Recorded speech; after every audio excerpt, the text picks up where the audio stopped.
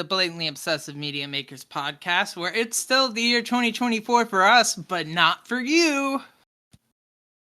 It's like time travel or something. I love it. It's like the most useless form of time travel. Like, I'm gonna tell my future self a secret. Now, you see, it just isn't impressive. Yeah. It's useful for, like, I guess... Oh, we just described record keeping. A little bit. The many benefits of writing. True. We really took off. You know, we spent a few 100,000 years as just people, and then once we figured out writing and storing data, we really shoot off. You know, I believe it. They tell stories about how Romans got really into writing. It was like the cool thing that everyone did, you know, and if you weren't writing, you weren't cool. And even back then, you had people who were like, kids today, they don't play and frolic anymore. All they care about is writing and reading. Civilization is going down. It's just like today, man. All the kids care about is their TikToks and their YouTubes, and they're wanting to be an influencer. Yep, soon it will be wants to read old or write. Hat. Maybe reading and writing will come back. It'll be the new hip thing. Oh, I hope so. You're looking at a screen, bro. Crack open this book with us and do like the real cool homies. And speaking of records, on the record, who are you? Oh yeah, bam, we should do that. I am SnakeJess Draws, and I draw things, but I am not a snake or any reptile. Darn, just disappointing. Millions of like sentient animals cried out. They were hoping that they were listening to an actual snake girl. Scalies blown the fuck out. Oh yeah, scalies are a thing. And I'm Julian, my Julian. And yeah, ready for the new year to start. Like, if I could just jump forward, I would. I'm jealous of you, the listener, who already lives in 2025. Yeah. Promising to be an eventful year, whether we like it or not. Yeah. It's going to be crazy. I sure hope that intergalactic game comes out at some point next year. Like, I would probably drop everything to... Oh, I wouldn't even be able to play it. It'll be a PS5 exclusive for however long. I won't get to play it on PC until like way after. Darn. Maybe they'll crack PS5 emulation here in the next month. Oh, that would be awesome. If someone could crack the API for the DualSense, like, do that first before they do anything else. Get DualSense support for like those Nintendo 64 decompilations. That would be sick. Yeah, the end of the year, the start of a new year. Does this bring up... Do you ever do any kind of year in retrospect kind of stuff when it gets around to this point of the year? Does it ever get those brain juices sort of flowing for you?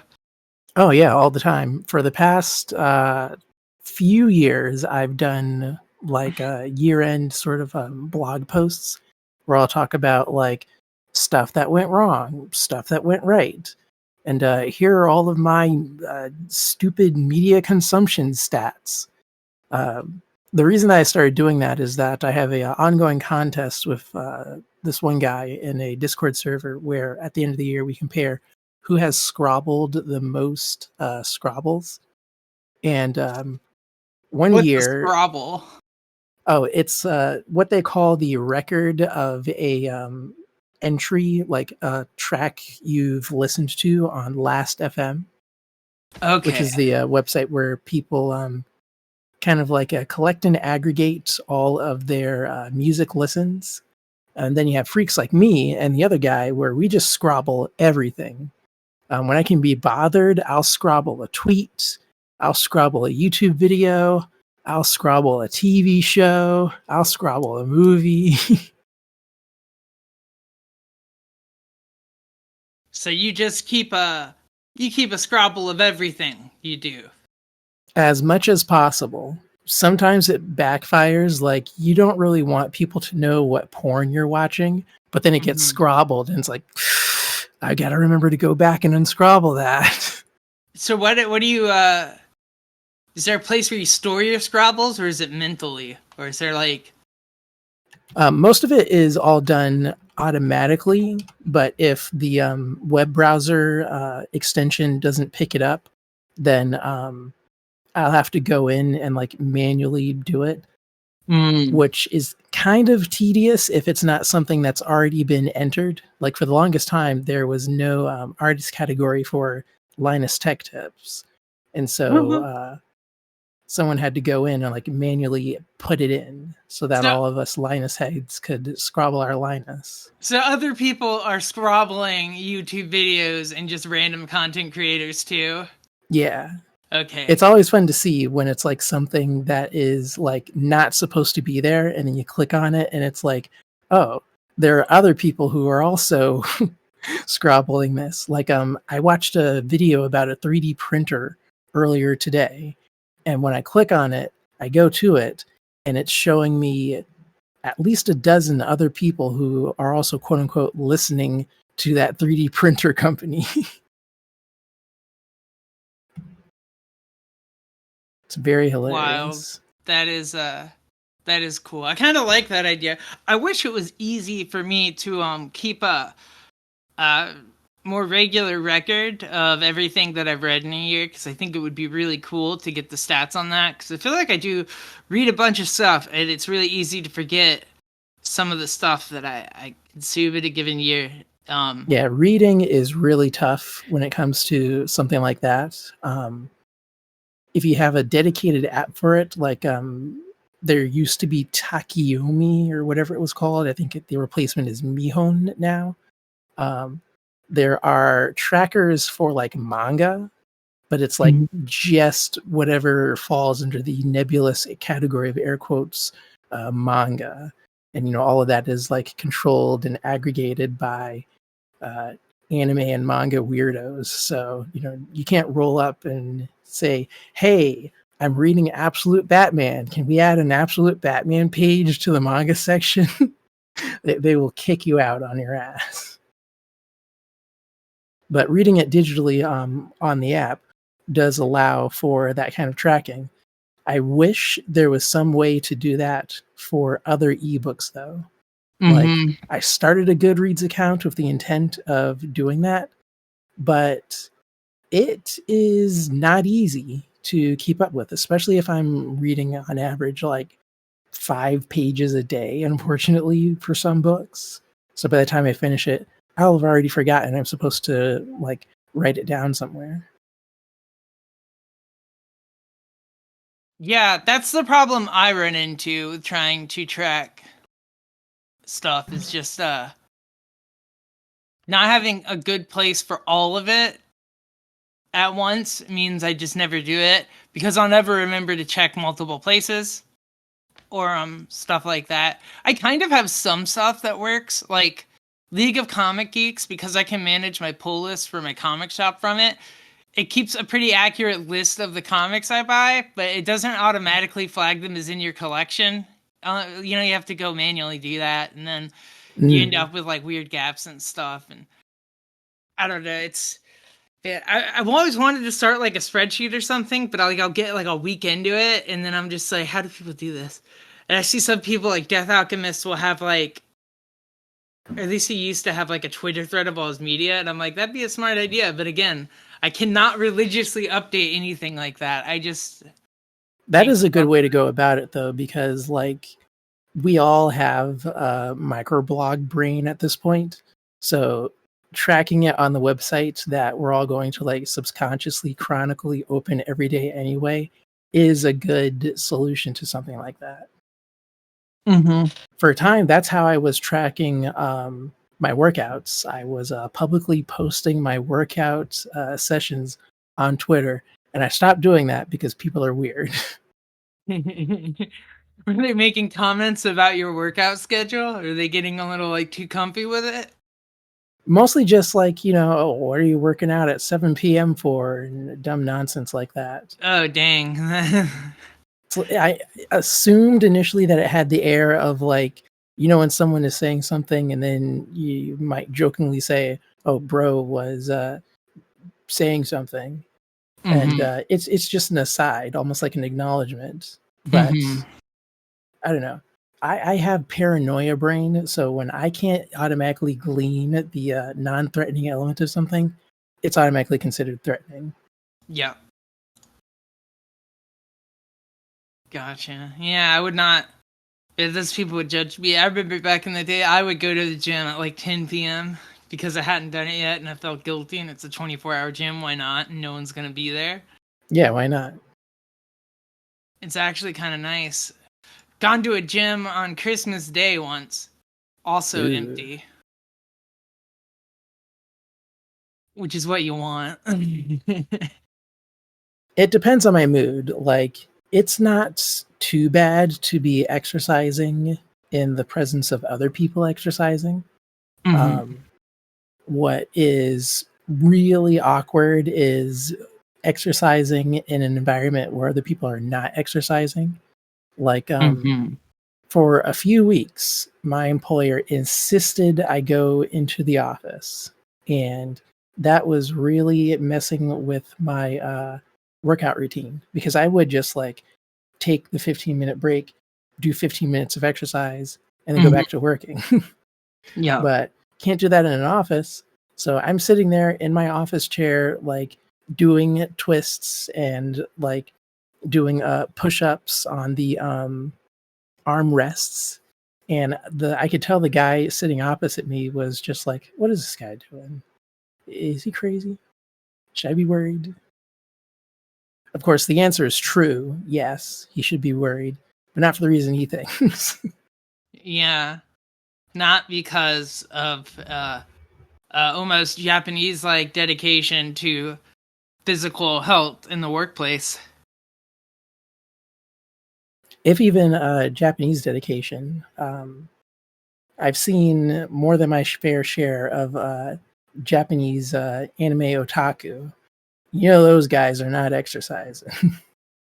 Those guys aren't, but I'm guessing they're shunned out of the office jobs where they would do those the in-office exercises that Western media has trained me to assume is standard practice of Japanese company. Oh, that would be cool if true. I want to believe. Actually, if that is real, if Japan is still accepting, expats, sign me up. I will convert to Japan. I don't know if I Convert want to to learn the Japan. language though. That might be a step too far to actually assimilate someplace. No, no way. I just want to go be a foreigner in your country and foreign it up. I wonder if that's actually happened. Like someone has moved to Japan and just like refuses to quote unquote become Japanese. Like they have the citizenship on paper, but they're still very much like whatever uh, they were before they like moved there. Like I'm imagining an American guy who just like remains American all throughout living in Japan, and it's like, well, why did you even move to Japan? Yeah. It's like, yeah, well, I like being American. I just don't want to be American around other Americans, you know? You want to be around Relatable. that. Uh, And depending on the environment, it is probably also refreshing to be different in that kind of context. Like, I know in America, people are generally not very nice to foreigners, but other countries seem to be very nice to foreigners. mm-hmm. Not all of them, just some of them.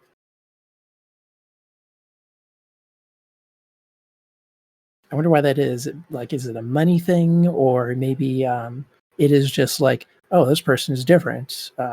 Better not freak them out. Mm-hmm.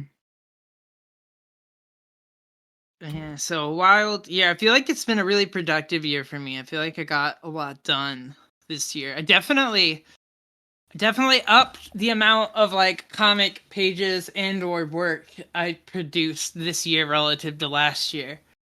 Um Yeah, I'm jealous. I set out to do comic stuff this year, and I just have not. It is disturbing, and I intend to dedicate as much time as possible to solving that.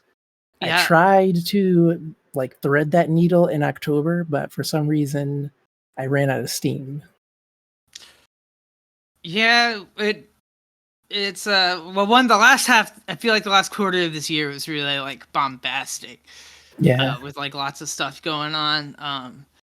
Even like not just politically, but like just I don't know. Feels like that last quarter of the year is just so busy. You know, it's like got a bunch of holidays packed in. Depending on your family, you might also have like tons of birthdays and stuff in it at the same time. So like it's really it's. I know my November and December were like my least productive months of the whole year. I guess I definitely started off a lot stronger than I ended, but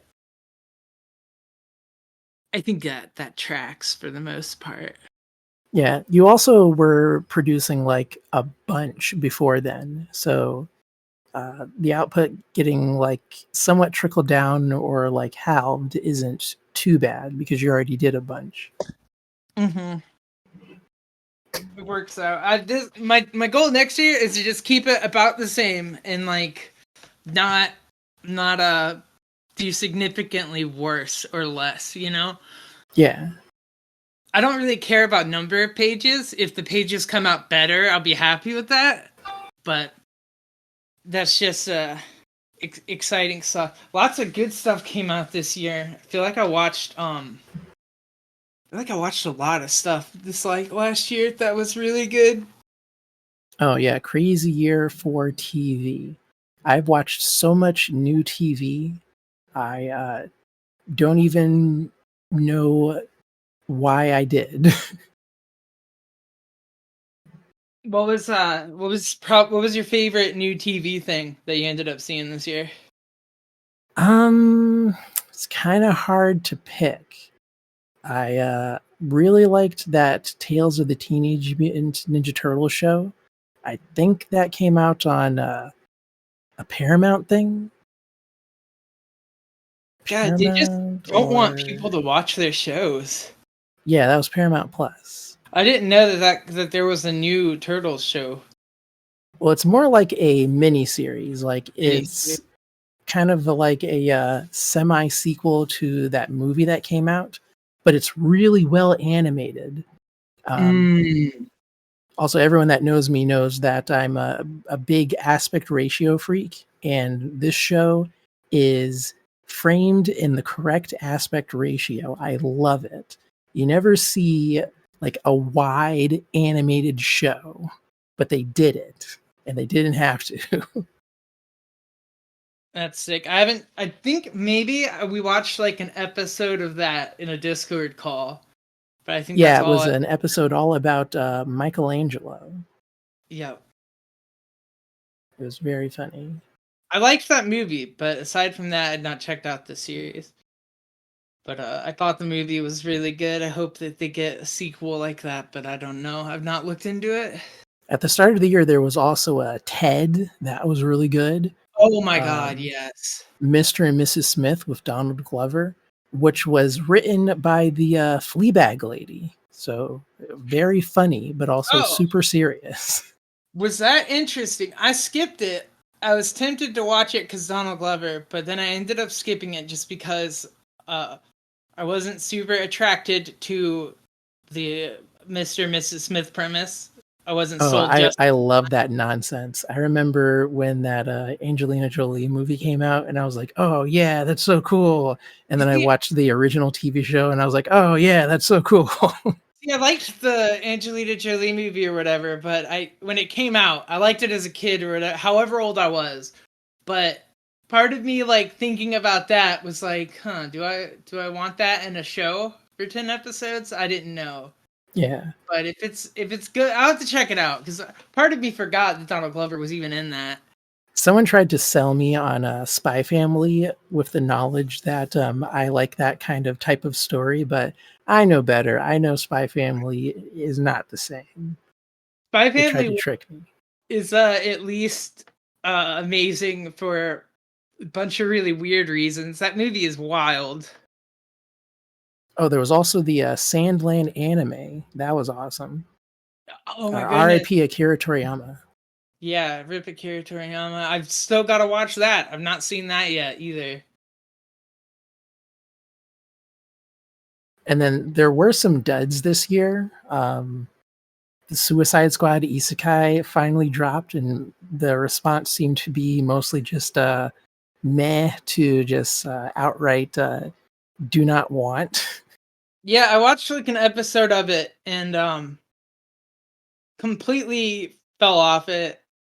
Didn't grab me at all. I don't know why sometimes things just fail to get me. Like I even the Creatures Commandos, which I thought the first episode was good, Yeah. like it didn't hook me in. So episode 2 and 3 came on and I just didn't pay attention to it. So I'm gonna have to go back and try that again because I feel like I'd probably like it, but sometimes stuff like that just bounces off, and that happened to me with Isekai. And aside from that, like in credits dance sequence that was like pretty memeable in the OP stuff, I don't Yeah, remember that was interesting.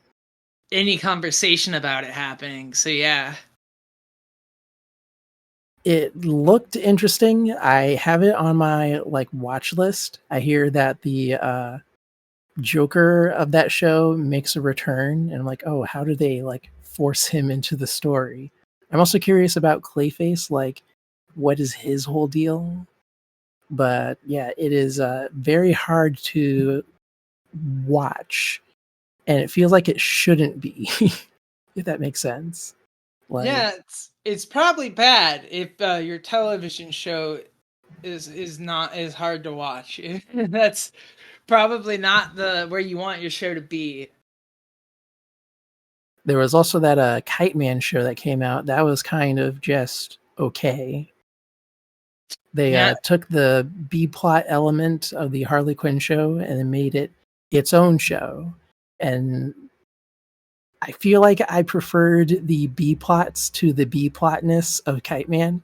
Like everything happening with Kite Man and Glider, I'm kind of like, whatever. Whenever Bane isn't on the screen, I'm like, where the hell is Bane? I've not checked out Kite Man. Hell yeah, I should. I've heard slightly better things about it than and by that I mean I've actually heard a couple people talk about that show as opposed to Isekai. But I they're like it. also DC The super fans, so it's hard to judge. the voice work is really good. They got Jonathan Banks as a character. He does a good job. Um, Lance Reddick is Lex Luthor in this show, which is crazy. But also Keith David returns as Darkseid. Big fan of Darkseid. Not a fan of his entourage like doing their evil chorus thing every time he does something. That's kind of annoying.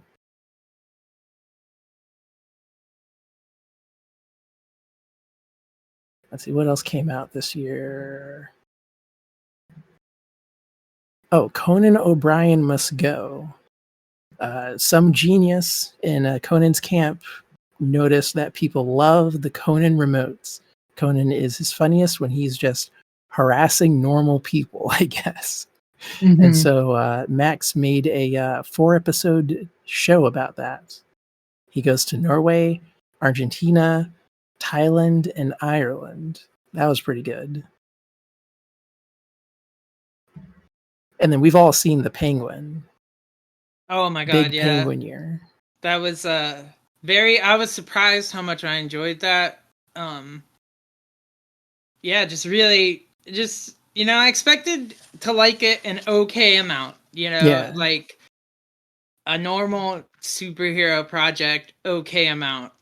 but that it came out and was actually a good show, which is always a treat when you can enjoy something more than just like the IP of it all. Yeah, like I kept thinking, oh boy, when is Batman going to show up? But after finishing it, I'm like, woof, I am so glad no Batman appeared in the show. Yes. No, like, fantasy superhero nonsense. Yeah. No Yes. guy who's like mugging the camera, like, they call me Mr. Freeze. It's like, oh, this is going to be important later, isn't it? No, nothing like that. Get that out of here. Yeah, and I When know people Matt call him the Reeves. Penguin, they're like being derogatory. He probably wouldn't call himself the Penguin. Yeah, they're making fun of his like fucking disability. They're Yeah, it's mocking him. It's kind of fucking great.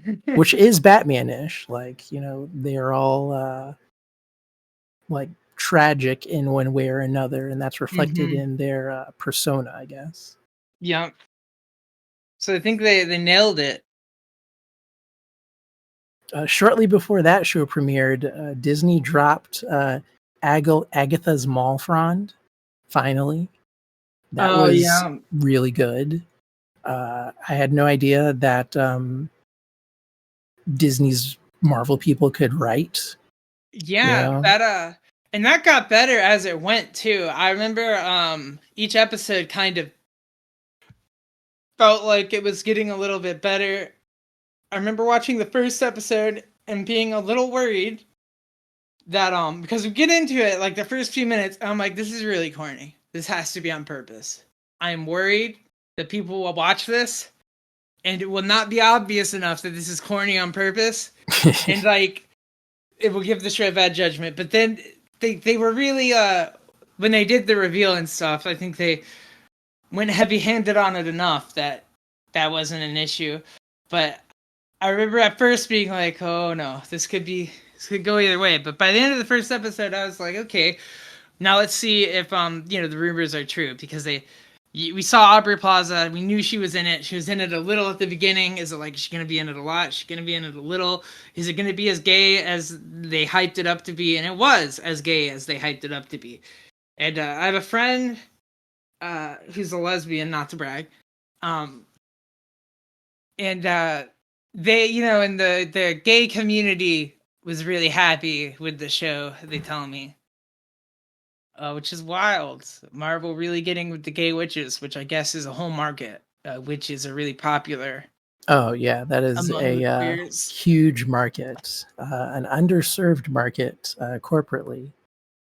So whoever like floated that around and let Disney get away with that, they will pay. You're not supposed to do that.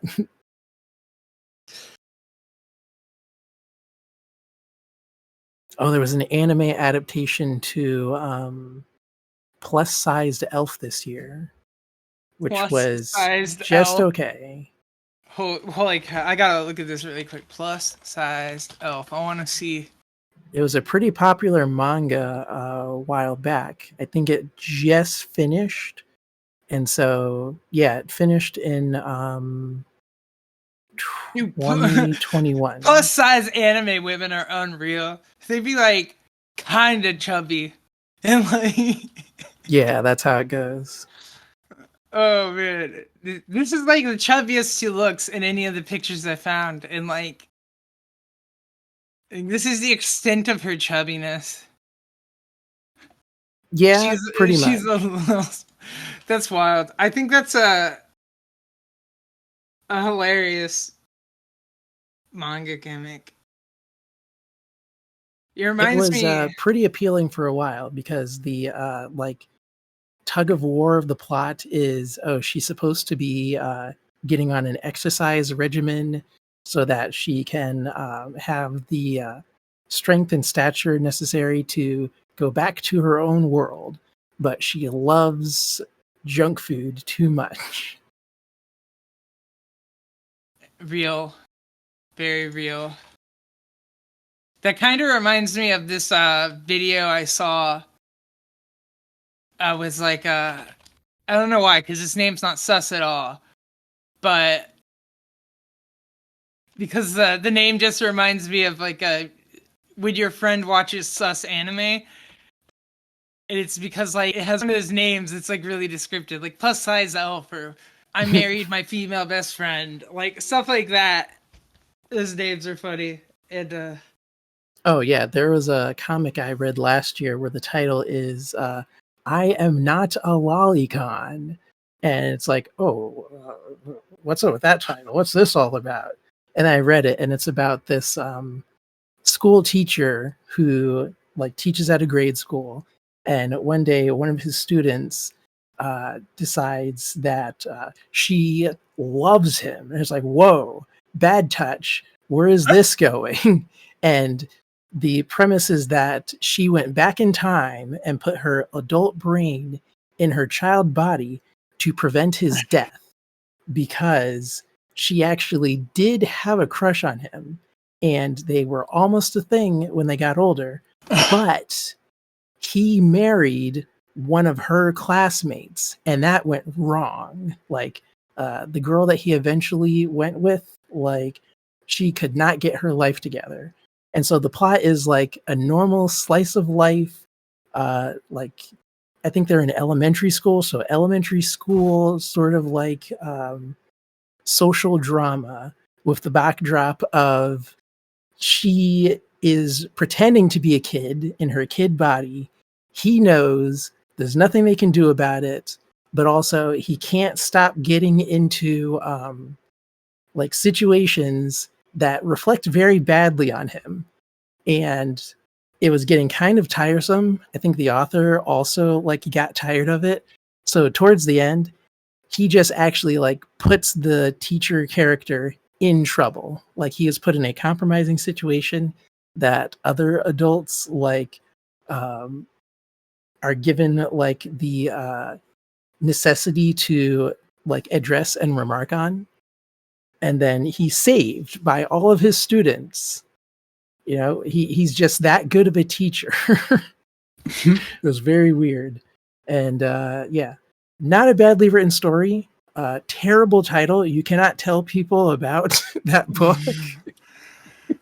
yeah, I mean, I heard the title right, and I'm like, ooh, I think the mangaka doth protest too much. Right? uh, Imagine someone suggesting a book to you like, I am not a serial rapist.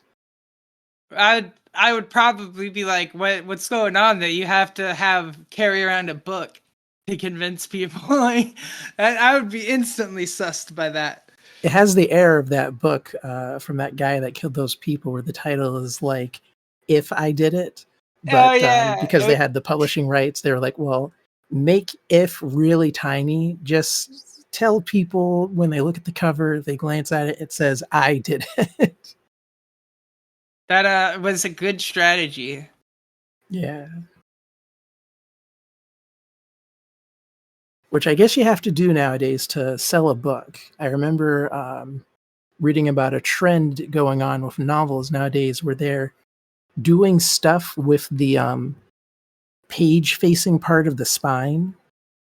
Like you would have the book cover designed normally, however, it's going to be normally designed.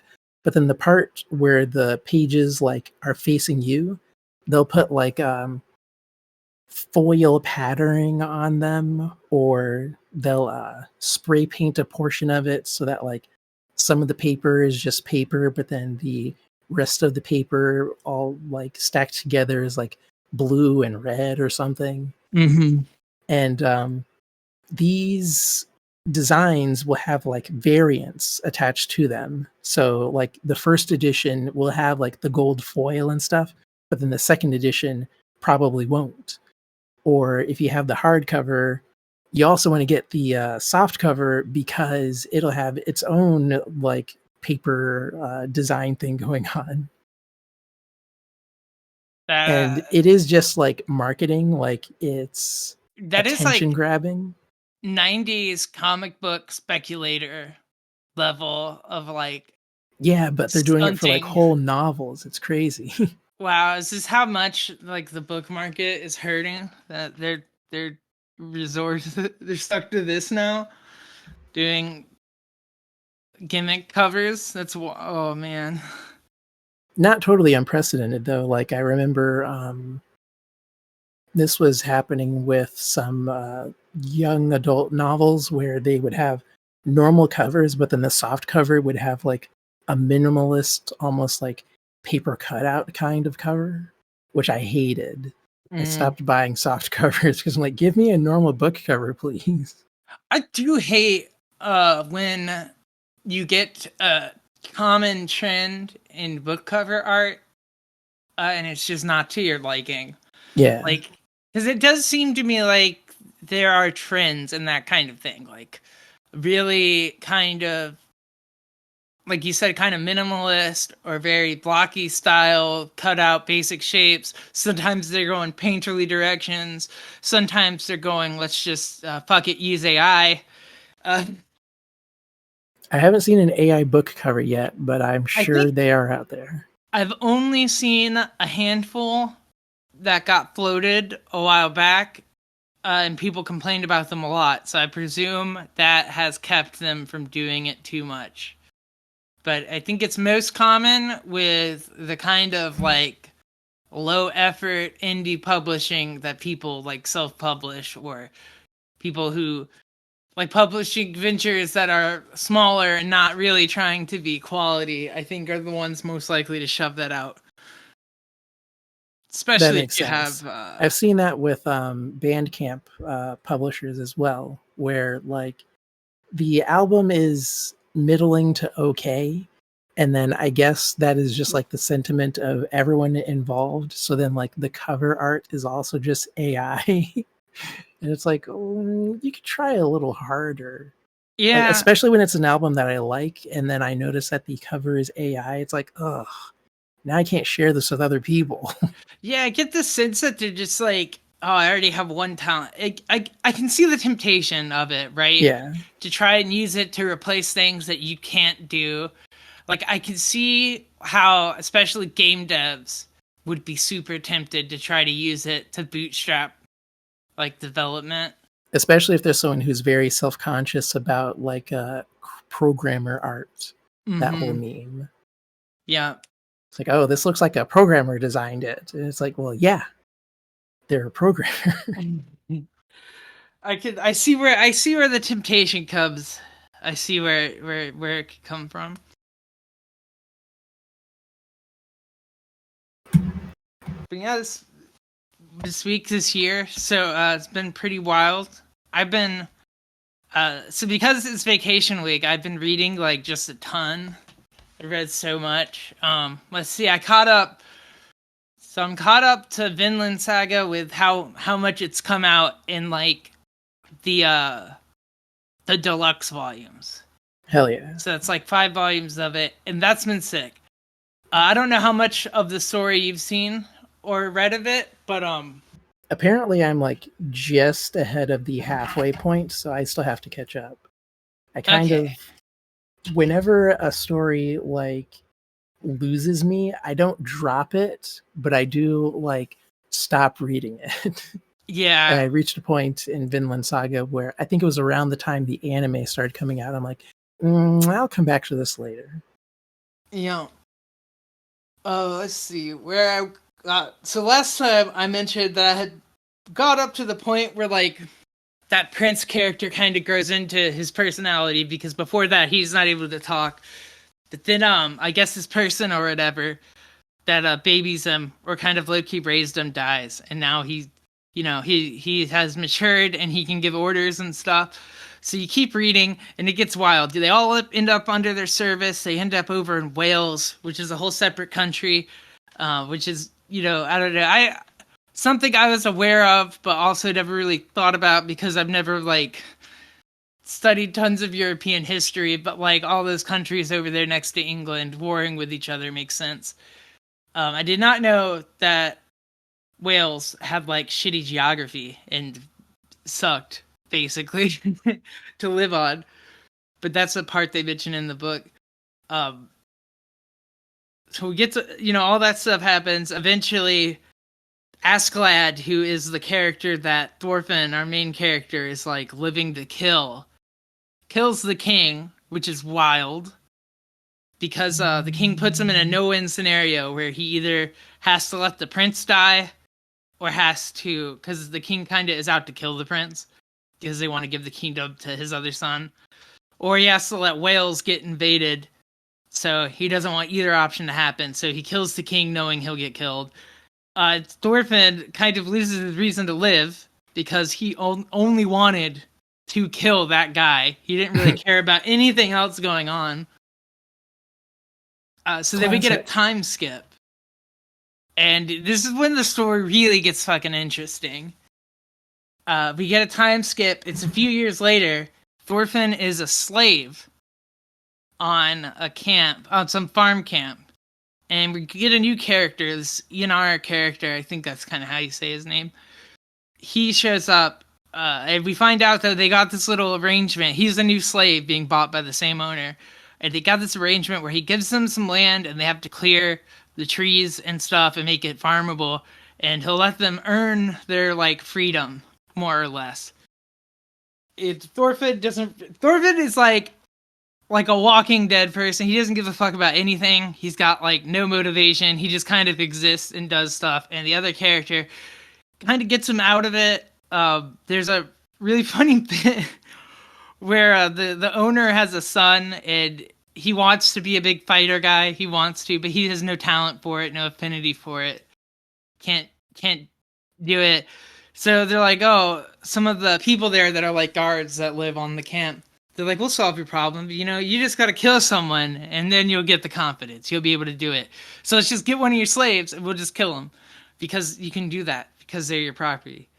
They're like, so we get a sword at Thorfinn and Thorfinn just doesn't care. He's not flinching. He's like, so kill me or not, whatever. It's very wild. It's very funny. But they stand there. They live there for years. We see him kind of become friends with this new character. We see him befriend the father of the old master. The master seems kind of nice, but, you know, he's still, like, kind of shitty. There ends up being a big plot where it turns out Canute is actually kind of a conniving little king in this this time period. He's being haunted by, like, the ghost of his father, or, like, his own guilt, but it shows up in the form of his father's head lecturing him about basically how much of a shitty person he is. Wielding his power and stuff. He has a plot to steal the farm of this Keetle guy that Thorfinn's working for. He's gonna trap him in this whole little scheme and then go invade. And all this stuff happens. Then Thorfinn does eventually manage to calm it down, but he's dedicated himself to never hurting someone again. So to get to talk to the king, he wins a challenge where he lets himself get like wailed in the face 100 times.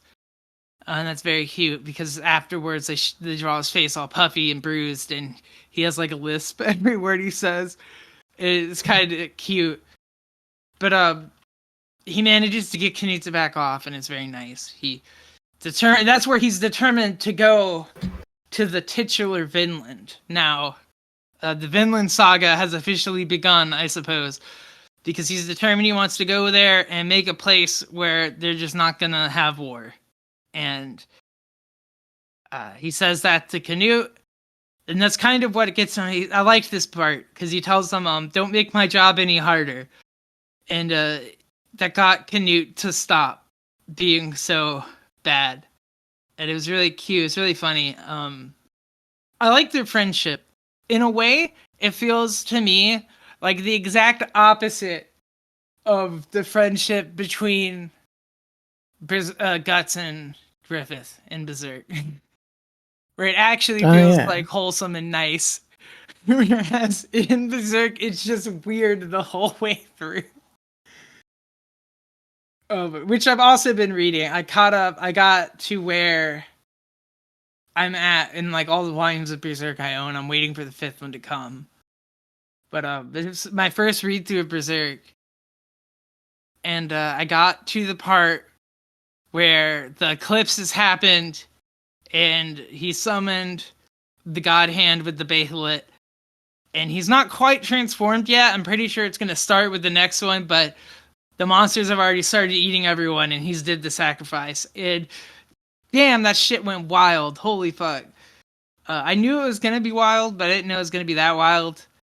Like, how Griffith was, he can't, because I knew, like, you know, you go medieval on your enemies, back in the medieval ages. Yeah. But, you know, slicing his tendons so he can't stand or use his arms and shit is wild. That shit was mad fucked up. Book's also very rapey. Vinland Saga is pretty rapey too. I like that they don't whitewash it. You know, they make it, the fact that Vikings are a might makes right kind of fucked up murder, rape, and pillage society is not overlooked, and they kind of make a big part of addressing it in the story, which is kind of what I like with the whole heel turn they did with Thorfinn's character. And it also makes the fact that they're so extreme with the violence and, you know, being overt with, like, the rapiness. It kind of helps accentuate the point now, you know, more. Whereas at first it feels like it's just being gratuitous for the sake of entertainment. Now it kind of feels like it's there to juxtapose the characters a bit more. Which a far cry from Ichiro Oda's depiction of Vikings, who are just like super chill and jovial, and they would never do anything wrong ever. Yeah. They just talk about doing it a long time ago. Yeah, they're just culturally Vikings, you know. Yeah. Or ethnically Vikings, you know. We just have all of the trappings and stuff, but we don't have any of the lifestyle that's kind of based around literally fighting to your death. Like, God, what a metal culture, you know. You go to heaven if you die fighting, and that's it. So better fight a lot, I guess.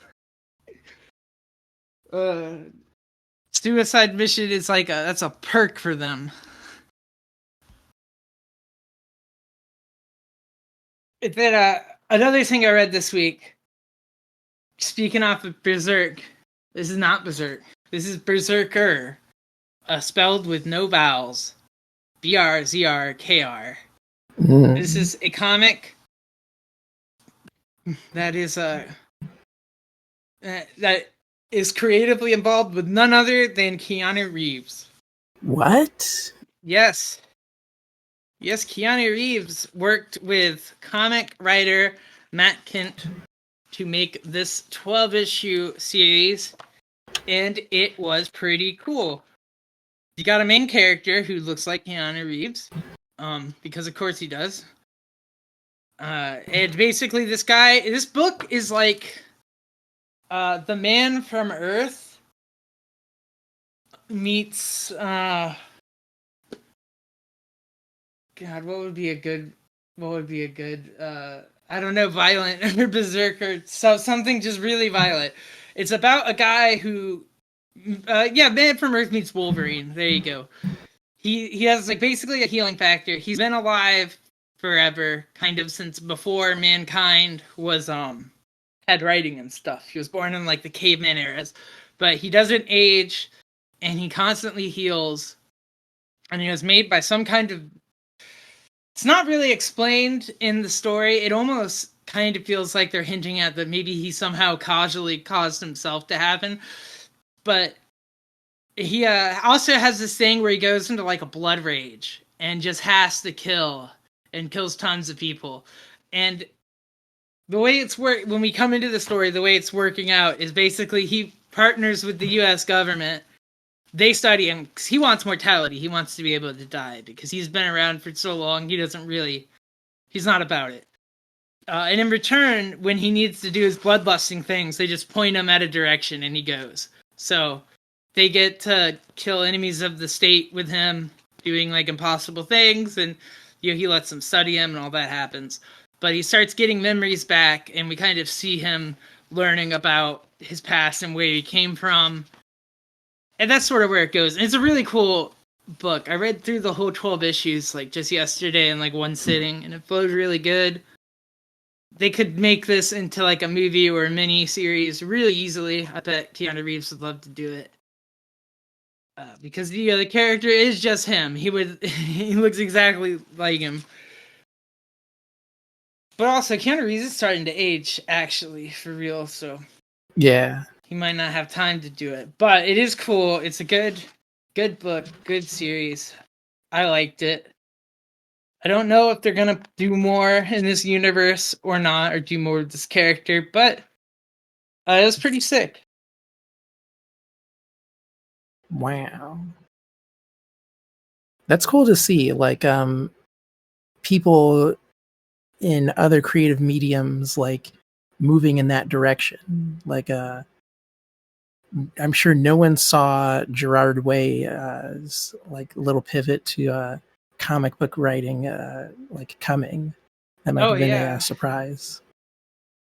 Maybe something like Lone Superfan. Yeah, I got another book here. I've not read it yet. I pulled 3 issues of it, but I haven't got around to actually reading it yet. But it's called Arcbound. You know, that has Tom Hardy attached to it. That's surprising. Yeah, Uh, right?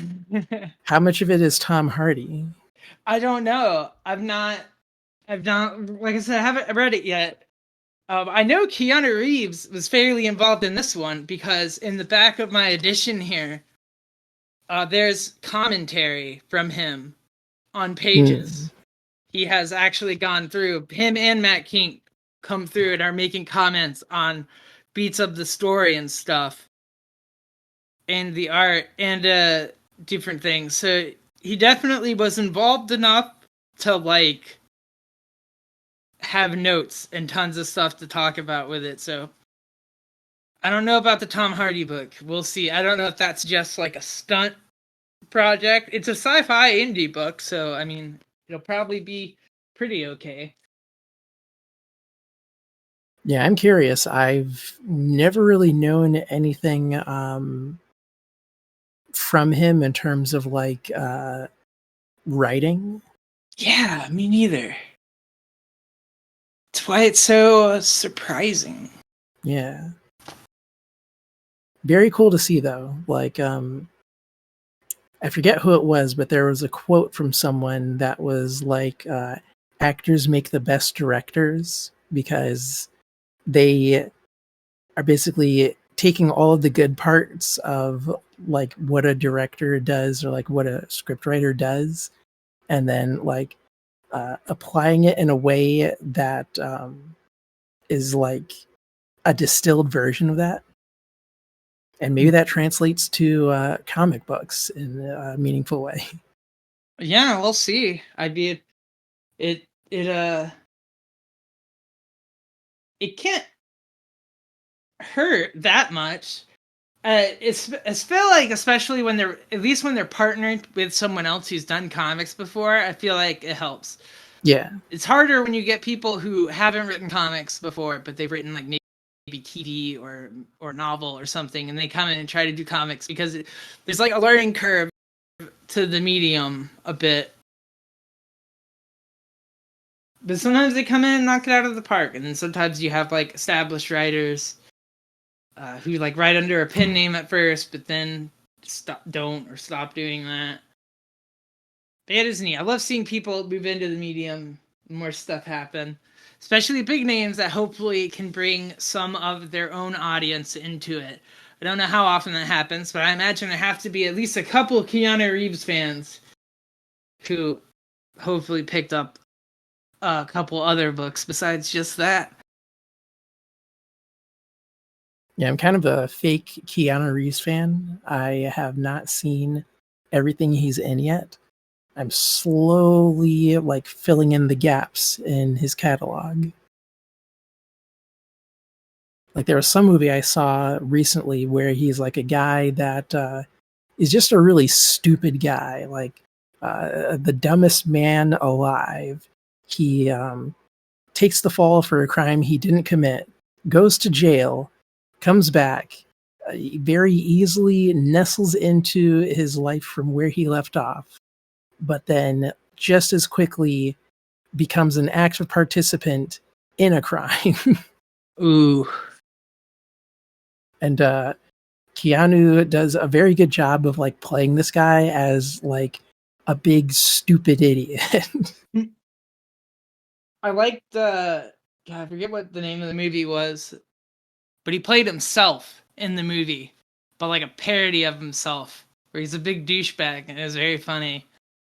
And Oh, I think I remember seeing clips of that where he's wearing like headphones or something. yeah,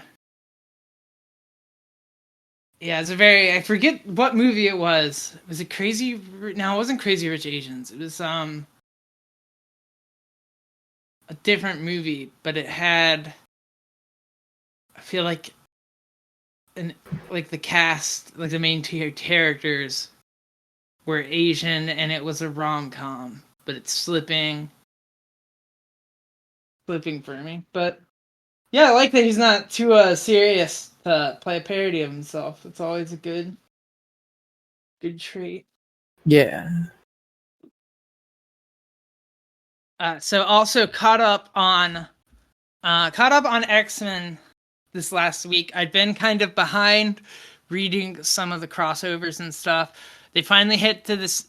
Two of the main titles have crossed over in a small little thing called Raid on Grey Malcolm, which they hyped up to be kind of a fight between the two teams, but that they didn't really come into conflict. But basically, two of the main teams of X-Men both want to go raid. So I guess I'll just kind of explain what's going on with the X-Men, because it is kind of, we're like 6 months into it.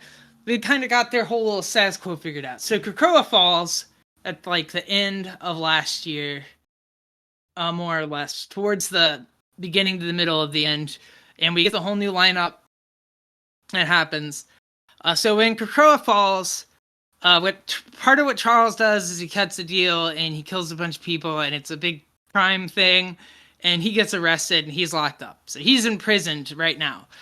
They've turned the old X-Men Xavier mansion into like a facility for housing mutants, and some kind of black site program is going on there.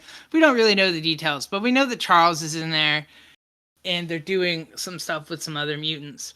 They're doing some weird covert stuff, and that sort of across some of the books is happening. The other kind of big thing in the background, someone out there has figured out how to turn flat scans, which is the new in-universe term for people who aren't mutants, to like propagate mutant powers in them after the teenage years. Yeah.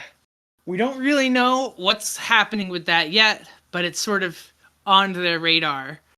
And does this have anything to do with Mr. Sinister? Not that we've seen, but he's always involved somewhere.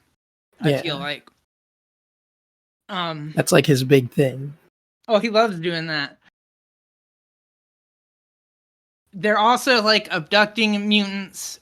Part of the Uncanny X-Men is that title. They found a few lost mutants and stuff that are being hunted, and they're chilling with them. So throughout the course of the story, some people, Hank McCoy from the main X-Men team, gets kidnapped and captured by this group, along with a couple people from the other team. It's kind of funny what they're planning to do with Hank. So there's this country, Terra Verde, that during the Krakoa era, when he was kind of evil, he kind of almost completely genocided them by like fucking up and letting some wild tech go loose that like almost killed everyone. Damn. In that like whole nation. So the place's plan is they're getting paid a bunch of money, so they're just gonna extradite him to Terra Verde, and then they're gonna execute him there. It's so funny. And he doesn't even remember doing it because he's been rebooted to a past version of himself. But anyway, this is what the impetus to get both teams raiding the place at the same time. Rogue wants to go in, and Cyclops is like, "No, you don't do it. We'll do it. You'll just get in our way." And Rogue's like, "I'm not listening to you." And so they go there, and they fight for like 2 seconds. But then they, of course they're teaming up. There's one issue left of this, and then that's going of this crossover, which I think will come out like some point next week or next month. But it's pretty. We already kind of know where it's heading. We know that they've got Charles there. They're about to let loose something really bad. Well, we don't know what it is exactly, but they're like, oh, well, you never stop to ask, what would they need to keep the world's greatest telepath in check? Yeah. So it's either going to be Cassandra Nova or Nate Gray. Because, and I say Nate Gray because Nate Gray is called the X-Man. That is his name. He's a really powerful psychic. He's like a time travel variant of Cable. Or so, it's one of those characters. He's really big in the 90s. He had like his own run for a long time. And the only reason people are speculating that is because we know that the end of this Greymalkin raid is going to lead into the first big kind of crossover of the X-Men thing. Because this last story, they crossed over like 2 titles, but this next one's going to be like a whole line-wide event. It is X Manhunt. So is it a hunt for an X-Man? Is it a hunt for the X-Man? We don't know. But it is the X-Man Hunt, which is just a terrible name that sounds so bad. Yeah. But it's so corny. I can't stop saying it. So we're going to see where that goes. It's crossing over to a lot of the books I'm reading right now, which is kind of funny to me. I mean, I'm kind of lucky that I'm already reading them, but it's like it's gonna tie into X-Force, it's gonna tie into X-Factor. I don't know how, because those 2 books are both like doing completely separate things, but somehow they're gonna do it. But that is where the X-Men are at right now. It's kind of cool. They've got some neat stuff happening there. They've got a lot of solo books happening too. Wolverine's often a solo book that temporally, I don't know where it takes place, because he's in the main title, but he's also off in the side title doing his own thing. That's pretty common. They don't really conflict at all because they don't deal with each other too much.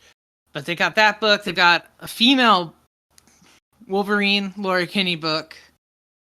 They've got a Storm solo book, a Mystique solo book, a Psylocke solo book, a Magic solo book starting next month. Wow. A Sabretooth mini that's in the past. Sabretooth Dead Don't Talk. Which I picked up the first issue of, and I kind of like. It's set in like the early 1900s, late 1800s, like gangland New York. Which is kind of a fun setting to have a character like Sabretooth in. Yeah. I saw someone describe it as like Gangs of New York meets X-Men, which is kind of a fun idea. So I'm reading that. I dropped the Mystique book because I just really didn't care, and it didn't seem to be. I don't know. I figured if I read it, I would read it on like Marvel Unlimited or something. I just didn't feel the need to pick it up. But yeah, there's just a lot of stuff going on. This week, their Time Slide one shot came out, which they kind of always do something sort of like this, where it's like a little hint to what's going on the next year. And I liked this kind of a lot because the gimmick this time was it's a Cable Bishop story. They're both time travel characters. They both kind of have beef with each other, so it's fun to see them kind of hang out a little bit, even if it's kind of squashed. Bishop, spent a long time in the comics hunting Nate Gray and his adoptive daughter, Hope, through time to try to kill her because he thinks that they both thought one of them thought that she was going to be like the future of mutant kind, and Bishop thought she was going to do something that would kill it. So spent a lot of time hunting each other. That all happened, but the neat thing about the book is they give you little hints of what's coming up. I was not interested in the Cable book that was going to be coming out next year, the little 4-issue mini, but I'll probably pick it up just because the part of it that they kind of teased in here was like, oh, okay, maybe that'll be neat. And also, who's this chick macking on Cable? I gotta know, right? The other thing is, it looks like Revelation is coming back. They had this 4-issue miniseries after Krakoa called The Heir of Apocalypse, because Apocalypse is going to live on Mars, which is where all the other Arrakis mutant, or not Arrakis, Iraqi. I forget. It is really close to Arrakis, but they named that planet. Now that I'm thinking about it, that had to have been on purpose. But yeah, he made Doug, the guy who's friends with Warlock, and his mutant power is to speak in all languages. Forget his code name, but made him his like heir, which meant he got this really shittily designed apocalypse get up. It just looks so bad. He just looks like White Apocalypse, and it's really weird. But he's gonna be some bad guy or something. They show him. There's a part where they time slide into a possible future, and he's taken over. And what was cool about here was that they had this really cool Warlock drone, and they talked about it as if there were tons of them, and I thought it was just sick. The like, mostly just that little robot design was like cool. I don't really like that like plot line. I kind of hope that it's better than. I kind of hope that it's better than. It seems like it's gonna be, but we'll see where they go with it. I was kind of hoping they would just forget about that. Like maybe that was something they were setting up before the new editor came in, and they were just never gonna touch it. And Doug could come back and do something else, or Apocalypse could come back and do something else. But I guess we're not doing that. We're doing Doug as Apocalypse 2.0, which is fine. We'll see what happens with it. So that's where it all is. It's a really great point to jump on. Because one thing that I've had some friends point out is that the Krakoa era was like unapproachable. If you wanted to just pop in, you would be hit with just like so much world building and references to other stuff. It would be very hard to get into. Yeah. But the storylines going on right now are all pretty standard fare, but for the most part done pretty well.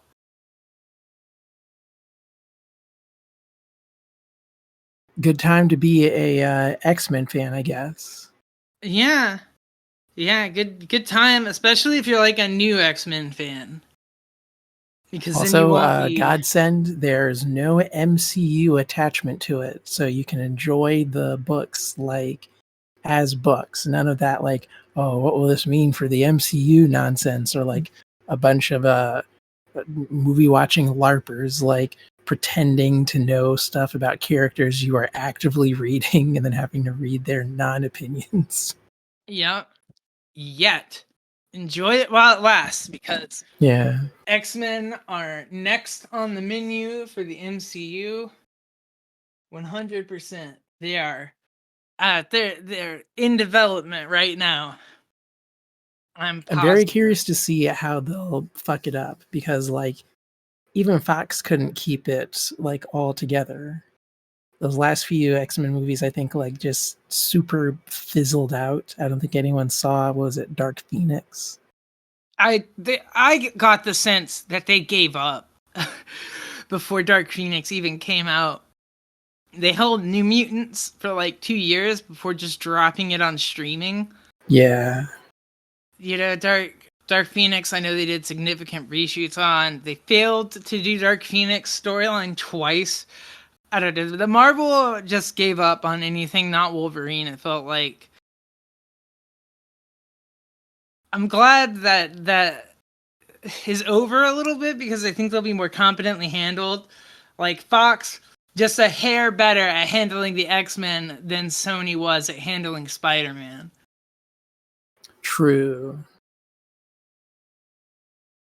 Like the Andrew Garfield movies weren't that bad, so I don't know what they were scared of. Yeah, I would say they shouldn't have canceled Amazing Spider-Man 3. They should have let that ride. Yeah, it would have been way better than what they got, which was a bunch of really bad Venom movies. It's amazing that they did Morbius, and they stayed the course. Yeah. And then they did Madam Web. And they stayed the course. But I guess at that point, they were sunk too deep into Craven to stop. Maybe. because it hasn't been that long between the movies, so maybe the train just couldn't be stopped, and they just couldn't undo the fact that they were gonna be doomed. But maybe they really did think Craven would be. I haven't seen Craven yet, so I can't judge it as a movie. But yeah, the Sony execs defend. They're saying these aren't bad movies. We don't know why these failed, and I don't. What I just can't. Do they not watch movies? Maybe business people judge movies differently than us.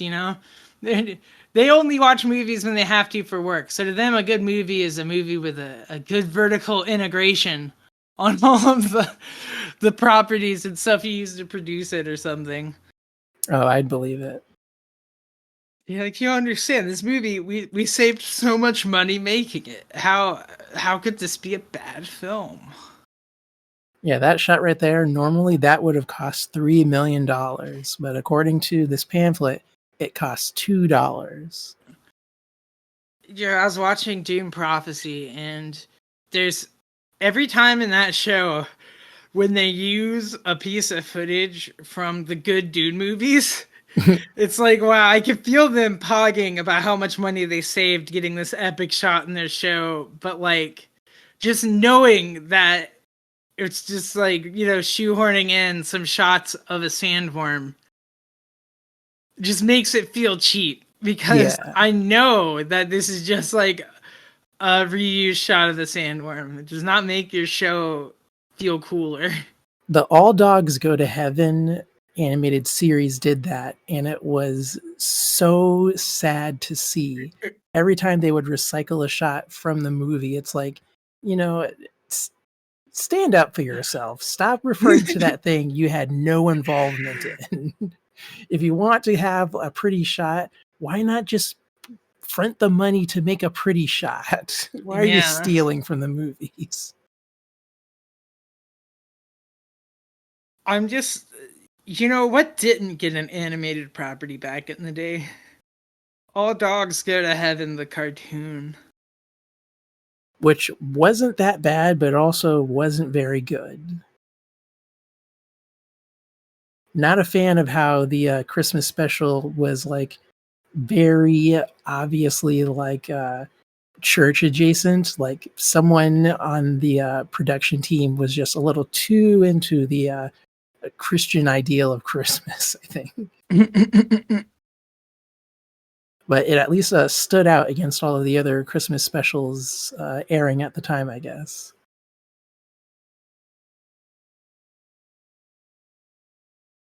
Which they should bring that back, like adaptations of movies to like keep the property going. Like the fact that there are only so many episodes of that Ninja Turtle show is very disappointing. I kind of expected more, but I guess that's all animation is good for when it comes to streaming services. Like just the maximum amount to keep you subscribed for an extra month. Mm-hmm. Sad state of affairs, that. Speaking of, I started watching Disenchantment. Oh. Very interesting show. I've never been a big like Simpsons guy. I only just got into the Simpsons this year. Always been a fan of Futurama. So going backwards to watch the Simpsons and then leaping forwards ahead of Futurama to see that show, I kind of get why people are like big Matt Groening fans. Like I appreciate how different that show is from the other two shows. Mm-hmm. I've not finished it, but I did watch all the first season and some of the second. But I liked it okay. I didn't love it, but it grew on me. Yeah, it's pretty interesting. A lot of the episodes sometimes feel very dry, but there's never a moment where it's like, oh, nothing's happening. Mm-hmm. And a lot of talent that I like on it. Yeah, Eric Andre voicing the little demon dude is great. Oh yeah, it's super cool that it's actually like animated. I hate going into a 2D show and thinking in my head like, was that animated or did they just like do some kind of tweening thing? And there probably is like some tweening involved, but they're hiding it very well. So it's very cool. 2D animation is not dead. It's just no one wants to pay for it anymore. Yeah, it's a rough time for animation generally, feels like. Yeah. But they had kind of a boom during the COVID years, as I understand it. A bit. There was a brief period where it seemed like um, the money was going to keep rolling in forever. And then I guess like with all entertainment industries, once people started getting back to their pre 2020 activities, they had less time for streaming shows and video games. And then all of those companies that were like reacting to that brief short term period of growth suddenly plummeting back down to where it was in 2019, freaking out, canceling everything. Yeah. And then you had like video game studios too had like a terrible year for layoffs. 'Cause I think Oh, they're kind yeah. of reacting to the same hiring bubble, kind of. I remember another element of that was that the Embracer Group investment scam also like affected a lot of places. Like a lot of studios just like closed as a result of that. But yeah, so what was going on with Embracer Group? So, as we all know, Embracer was doing like all kinds of crazy flips and leaps, buying up all of these different companies. At one point, they had, I think, like 100 different studios under their belt, which is obnoxious. Like, did anything even actually get published under Embracer? I don't even know. But at some point, they closed. Like, there's no more Embracer Group, or at least like Embracer Group as it existed no longer exists. They're not embracing studios anymore. I got scared at one point because they also bought Gearbox, one of my favorite publishing companies, but I think eventually they sold Gearbox either back to 2K or was it Take Two? I can't remember. But yeah, the thing that did Embracer Group in, and the reason that I categorize it or frame it as a scam is because they were buying all these companies. No real infrastructure was in place to support these companies. And eventually, they were just going to try and sell Embracer to some kind of a Middle Eastern investment group. Like, the Saudi royal family is like super big into like buying up Western properties with their oil and blood money and whatnot. Yeah. I'm sure fans of Virtua Fighter are really feeling it. No, not Virtua Fighter. What's that other one? SNK. Yeah. Oh That shit. one Saudi prince is Arabia? super big into SNK. Damn. I didn't is that good or bad for the SNK fandom? It's good because we get more games. It's bad because if that money dries up, no more SNK games. Um, it might also be bad if you're the kind of person that suspects that that kind of investment overreach may lead to changes to the property. I don't really care. Like, as long as it's a good fighting game, then like, what could go wrong? Mm-hmm. But whatever it was that Embracer was doing did not pass the smell test. The same people who bought SNK and like bought, I think they own the WWE now. looked at Embracer Group, looked at their books, and said, "Hell no, fuck off." Damn. And everything was riding on that sale. So whatever support was presumed to have existed probably did not exist at all for those 100 plus studios that Embracer had hoovered up. All of that disappeared, and studios that were either sold off to someone else, the studios bought their ownership back from Embracer for peanuts, or they just evaporated.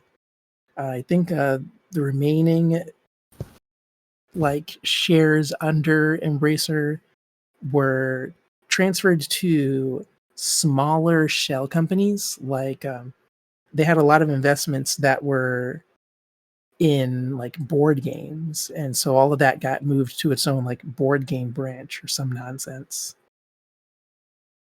It's very funny.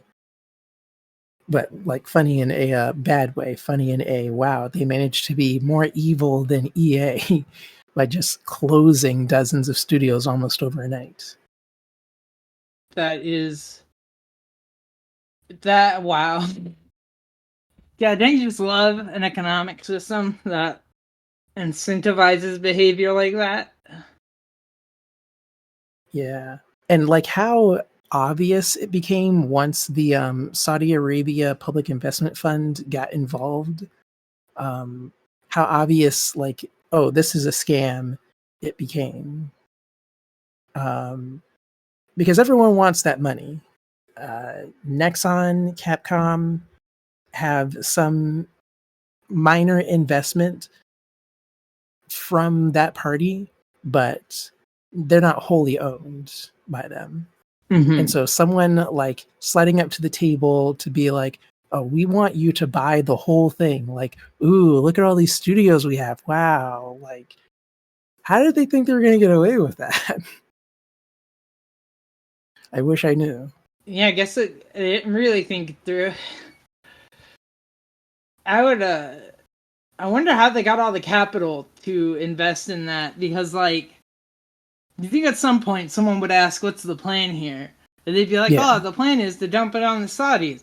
And then they would ask, well, are the Saudis even interested in having this be dumped on them? Because I would want to know that before I gave someone money.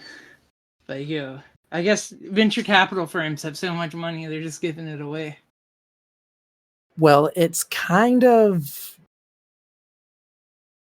it's hard to explain when it comes to those kinds of firms. Usually it's supplemented by actual banks in some manner, and I think that's what happened with Embracer. I think they were operating purely on speculative lending, which is why when the deal didn't go through, they did just have to like divest and close. Probably are still in debt. I hope they're still in debt. Someone somewhere is going to get some money off this. Yeah. It's kind of like what happened with WeWork. They were operating entirely on credit, which people should not do. It's weird how many like of the largest companies are just like 100% credit companies. Like the only person that's actually making any money is the bank. Like kids when they grow up don't become a lawyer or a doctor or start a company. Open a bank. That's where the money is, apparently. You can lend to all the suckers. Yeah. Although it's so fun. It's like, too, because those jobs feel like such a useless. I don't want to say useless, but so many finance jobs just feel like, what practical value are stockbrokers bringing to society? I don't know. Oh yeah, it Yeah. tends to flip flop after a certain point. The market may shift in a way that would give value to that kind of job, but yeah, a lot of that could just be done electronically. You probably do want a person involved for the majority of the time, though, because there's so many different regulations attached to that sort of thing.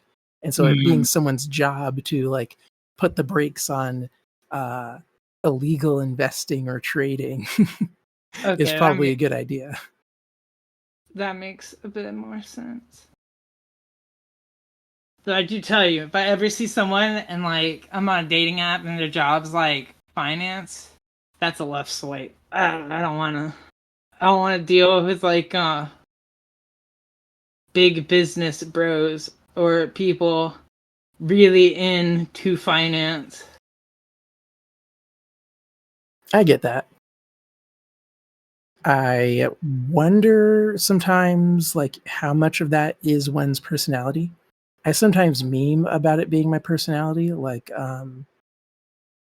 we all know Ben Saint, and every like quarter or so, Ben and I will compare like credit cards, but I think it's just as a joke.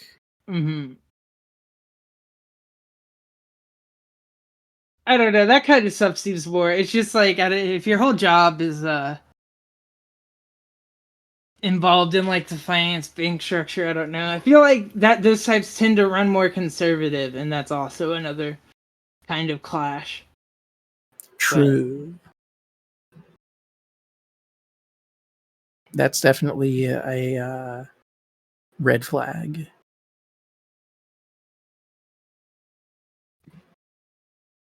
Ben's credit card turn was wild. Yeah, I think at Mad one point value. he did not hit the stopping point at the right time. So, of course, lenders looked at the volume of cards being opened and how quickly and said, it's time to slow down. Enough of that. Ooh. Which I guess no one's warning people out there when they talk about churning, this can happen. Oh, they just get mad at you opening and closing accounts that much? Yeah. Because it doesn't like, it doesn't appear like you'll be a good customer. Mm-hmm. They want people that are gonna be around a long time.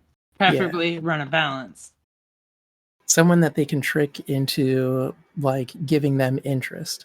Like that's the other thing. People who always pay off their cards, they're the worst kind of customer. The bank would prefer if that kind of customer did not exist. Mm-hmm.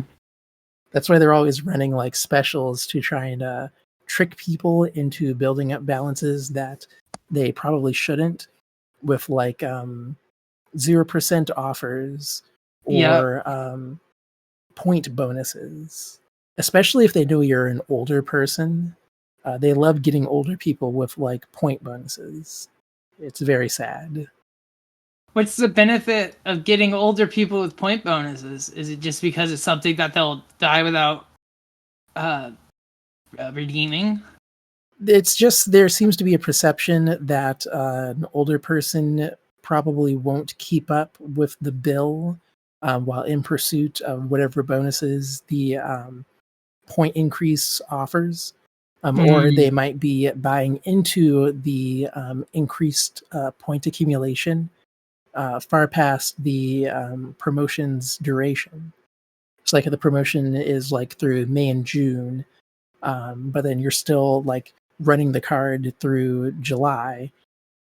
The bank doesn't have to like pay anything extra on top of whatever points were previously accumulated. Sometimes they'll even have a built-in cap, which is always a red flag. Like if there's a cap on the amount of potential points you can accumulate, it kind of feels like a non-starter at that point. But Mm-hmm. maybe they think a lot of people don't read that far. And this is just from like my experience with talking with customers that have been on either side of that scenario. Like someone who's 60 years old proudly proclaiming, yeah, I'm very keyed into all of that. I know how to not get scammed. And I'm like, I'm an employee of the bank, don't tell me that. Or people who like are lamenting, oh, I went too far, I probably should not have spent all of that, but I wanted the points.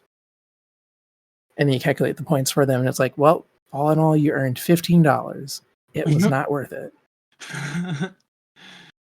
But you don't get it. It's money from points. Yeah. It feels better.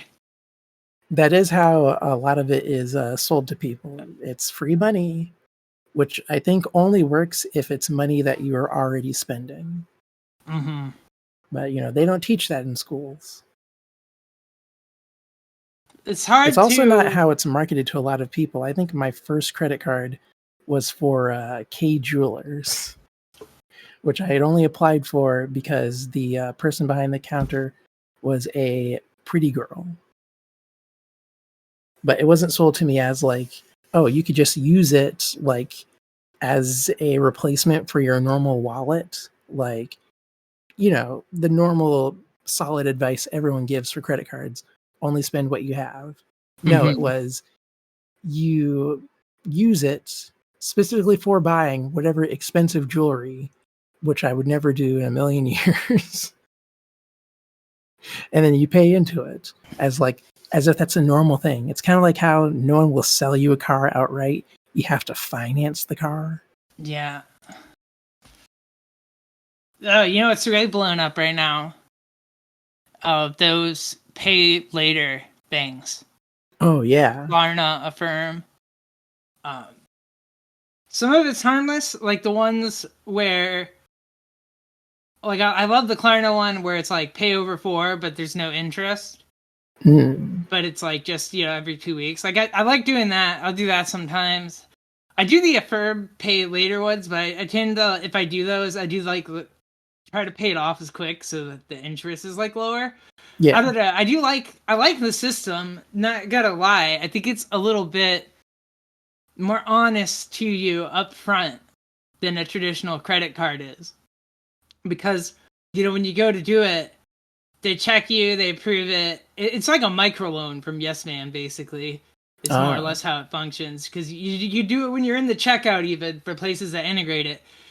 It's like, you'll set it up. You can choose from like the payment schedules. Like, do you want this over what period of time? And they'll like math out and be like, this is the total you're paying. This is how much of it is interest. This is the schedule. And I feel like at least that is like, because on a credit card, you could run that credit card forever. Yeah. Almost. Like, minimum payments will eventually pay off your balance, but they will also, like, generate the most as far as, like, interest on you. But at least here you're kind of seeing, what percentage, like, how much real money am I adding to the cost of this? Which I don't know. I think showing it people that way is probably easier for them to make good decisions. Although I'm sure there are people like me that have impulse bought things because those options are available that they wouldn't have normally. I think that's how companies like Rent-A-Center used to thrive, because they would like sell you something super expensive that no one ever needed, and the implication would be you're just holding on to it, quote unquote, renting it, until you've eventually rented it long enough to have just owned it. But you got to keep the payments going, or else there's fees. Mm-hmm. Kooky. It's very annoying how like those kinds of services and systems are not really regulated. Like, I guess there are some rules, but not like enough rules.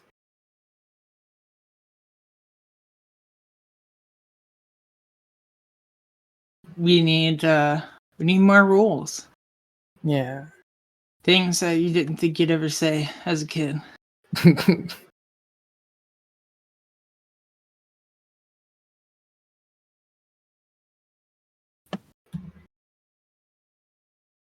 Speaking of rules, a teaser came out earlier this week for the new panty and stocking with garter belt. Very exciting. Never would have guessed in a million years that they would actually do more of that show. Like, it literally ended on an out of nowhere cliffhanger. Wild. I've never seen it, but I'm very aware of it as a show. It's got quite a reputation. Yeah, it's talking. pretty unique as far as action comedy animes go. Like, it has animation elements and aesthetics that are semi commonplace, but I think the guy that directed the first one was like the Gainax guy that did Gurren Lagann, and he's a very good action director. But he's taken that knowledge and he's disseminated it amongst a bunch of people working under him. So now we'll get to see like what possible variations on that style might come up in this show.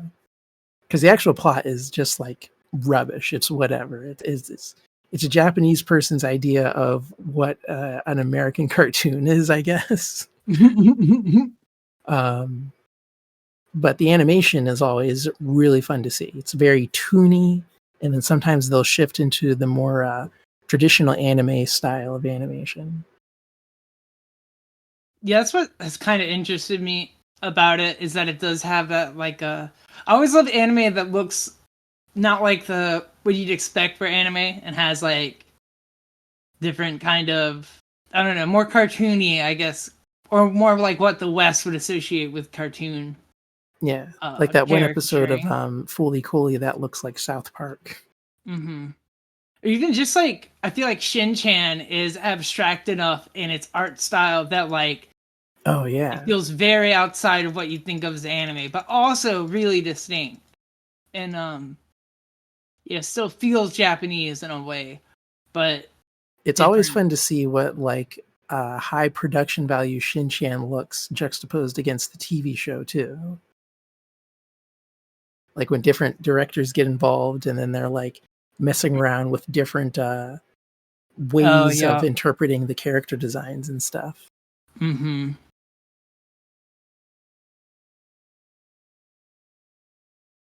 Not to be all place Japan.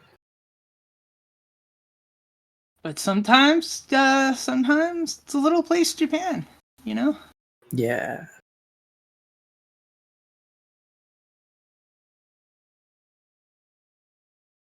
At the start of the episode, you had mentioned like a year in review, sort of like, I guess, exercises. But are there any big plans for the new year? Like in terms of like not looking back, but rather looking forward? Oh, yeah. Definitely want to finish my my Wolf Son book. This year is the goal. It keeps growing on me a little bit, but I do think I've got it pretty tamped down to like the end because I very much got my mind on my next project now. Hell It's yeah. starting to materialize more. I'm like, I actually keep a notebook around. I bought a travel notebook for writing that fits in my purse, but I also keep it on my desk and stuff. And I've been jotting down notes just whenever I think of them for this next project. And it's really getting there. It's starting to take shape. It's I've gone through a few different iterations of it, so I really want to get started on that. So if I can, I want to finish up what I'm working on now by June, so that I can be like full on in whatever stage it is. I want to have it like kind of written, like the first issue written, Right. and then by then, and then do the first issue and see. But yeah, that's really where I want to be. I'd love to see some other stuff happen. I'd love to have at some point in the next year my site up and running. I've got like my domain name and my hosting and stuff sorted out, but I just don't have a thing that I just don't have it set up like how I like it and all my files uploaded. And it's going to be a long time to set that up. Though I think I found a theme that I'm going to end up using just because I really don't. I poked around with making my own, but it's like this is an amount of work that I'd rather not do if I'm not being like paid to by someone else. So Oh yeah, I know how that goes. I think I am gonna end up like probably purchasing a theme that feels nice enough and that does what I want. But not focused on that just yet. But I think that's the big thing I want for the next year is to kind of maintain the level of work I did. Maybe pump out some more illustrations next year. That might be good. Or try to do maybe even just dedicate myself to trying to up my social media game a little. Because I am kind of not super serious on social media as far as like doing things that would generate more following in efficient ways. I've kind of just not because of the I don't know. I've not really sought out to do that enough. I should. I've mostly not done it because it's more work. You know, it's more work to do fan art of fandoms that you aren't super interested in just because it might get you a little bit more reach. Yeah. Or yeah, it's not fun to think cynically about how you can post to Reddit to get more eyeballs and stuff. You know, that kind of stuff. It sucks the fun out of it, but it's probably good to do. I keep floating around the idea of like hiring a social media person to just like do all of that for me and then maybe like give me a list of like trending topics to like base stuff on. But I also like would then have to go through the work of finding a person that I could trust to like take my money in exchange for that. And it's like, oh, never Yeah, mind. that's the rub, right? And you can never trust influence coaches and stuff online because like Yeah. they never have a following that seems to justify why their advice would be good. Like, I don't know. It just seemed right. Like, there's a whole market of like YouTuber whose only thing is telling you how to YouTube. Oh, yeah. Like, there's that for like every type of thing, and Like YouTubers who are like art YouTubers and all of their videos are like, you know, here's a way to improve your art, but if you really want to improve your art, you should buy my coaching service. It's like, nope, nope, clicking up the video, goodbye. yeah, I don't. Man, I don't even. I wish if I could figure out how to make an art YouTube work, that would be sick. I would love to have to make an art YouTube channel work to fill off my my comic work like other people do. Because I see there's some artists that have large followings of like I don't know whoever does that Castaway comic, I forget their name. They've got a pretty good sizable YouTube following. There's another one, Lavender Town or whatever. Like they have a comic, they have a pretty large YouTube. You know, they've made it Oh, work, I think I've but seen that channel. yeah, they do smart content though that makes sense with the algorithm, like drawing uh like TikTok genres as people or something, like stuff like that, which is smart. Yeah. You know, I don't know. I've never really, cause I just don't want to put a lot of work into YouTube, and if you don't want to put a lot of work into YouTube, you're not gonna see any results. It's definitely worth it though, because those kinds of, I guess, avenues is where people are. Like, TikTok probably won't be around this time next year if the government has anything to say about it. But whenever the next like TikTok like crops up, Mm-hmm. that's where everyone's attention is going to be. Yeah. And even if you're just selling a non TikTok medium to people who are into your thing, how do you reach them? Probably have to find them on TikTok, unfortunately. Like literature authors, I think a lot of them are primarily selling their books through social media, which is weird and annoying. And I feel like if I were a writer, I'd find that tedious. Mm-hmm. Why can't I just focus on writing?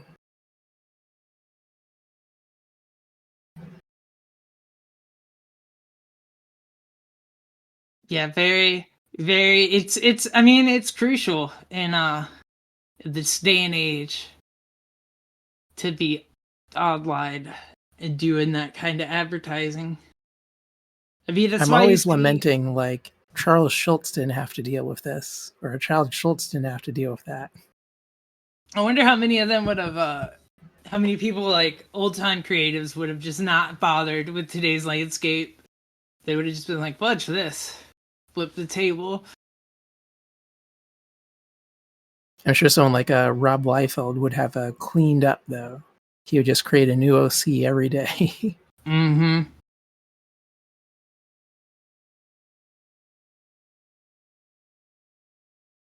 But what about you? What are your big plans for the next year?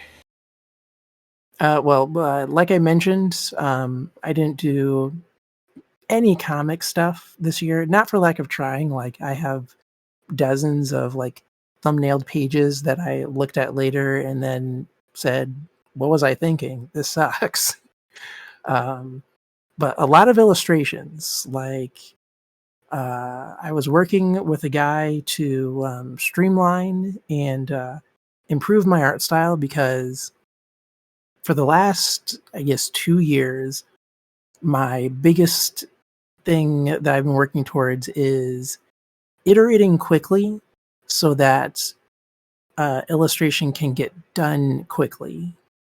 And that has come at the expense of anything that one would actually constitute as a project.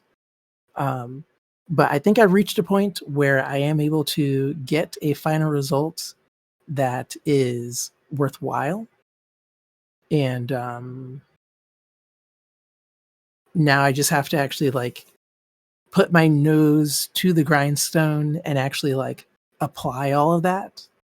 So I'll probably be the opposite of what you had described, where the majority of my focus will be on doing comic stuff. I have to do comics. If I don't do comics, then I'll probably go crazy because there are characters that I've been needing to work on that are eventually going to just like evaporate from my brain. Like, uh, you ever have a character that you design when you're like 20, and then when you're 30, you're like, wow, that's a terrible idea. It's like, darn, I should have published it when I was 20 so I could afford to not care. Stuff Yeah. like that. It's like, I've got to get it done so I can move on to other things. Mm-hmm. You got to do it before you thought about it long enough to think about why you shouldn't do it. Yeah. I've even fallen suspect to that, like on my current project. I've hit points during it where I'm like, shit, so much of this is bad. I shouldn't even like. What am I like? Why am I finishing this? Like, I should just move to the next project already and stuff. I definitely had those moments. You just gotta keep doing it. I just remind myself that a lot of the comics I buy and read are pretty shit. So who knows? Like, it can be not great, and it'll be okay. And Greg Land gets work every day. True. Greg Land. Yeah, people meme on him pretty hard. I feel a little bad because like while he does deserve it for the ones that are very obvious one-to-one like porn references because that's funny. I do think they give him a little too much flack for like just Yeah. using a reference sometimes. Like, yeah, I don't really care that he used the third granny image as reference for the old lady in this panel. That doesn't really offend me, but I just love how much they'll look for it everywhere on him now. Is just so funny to me. I Or I wonder if mean, he like ever leans into it like I'm going to put it here and it'll be a red herring for this other thing. I feel like he has to be in on the joke at some level, just even for his ego. The fact that Ali when he was writing Immortal Thor, there's a bit in the series where Roxxon has like acquired the rights to make Thor comics, so they make a Thor comic, and Yeah. then they release that comic in real life, and he had Greg Land do the art for it.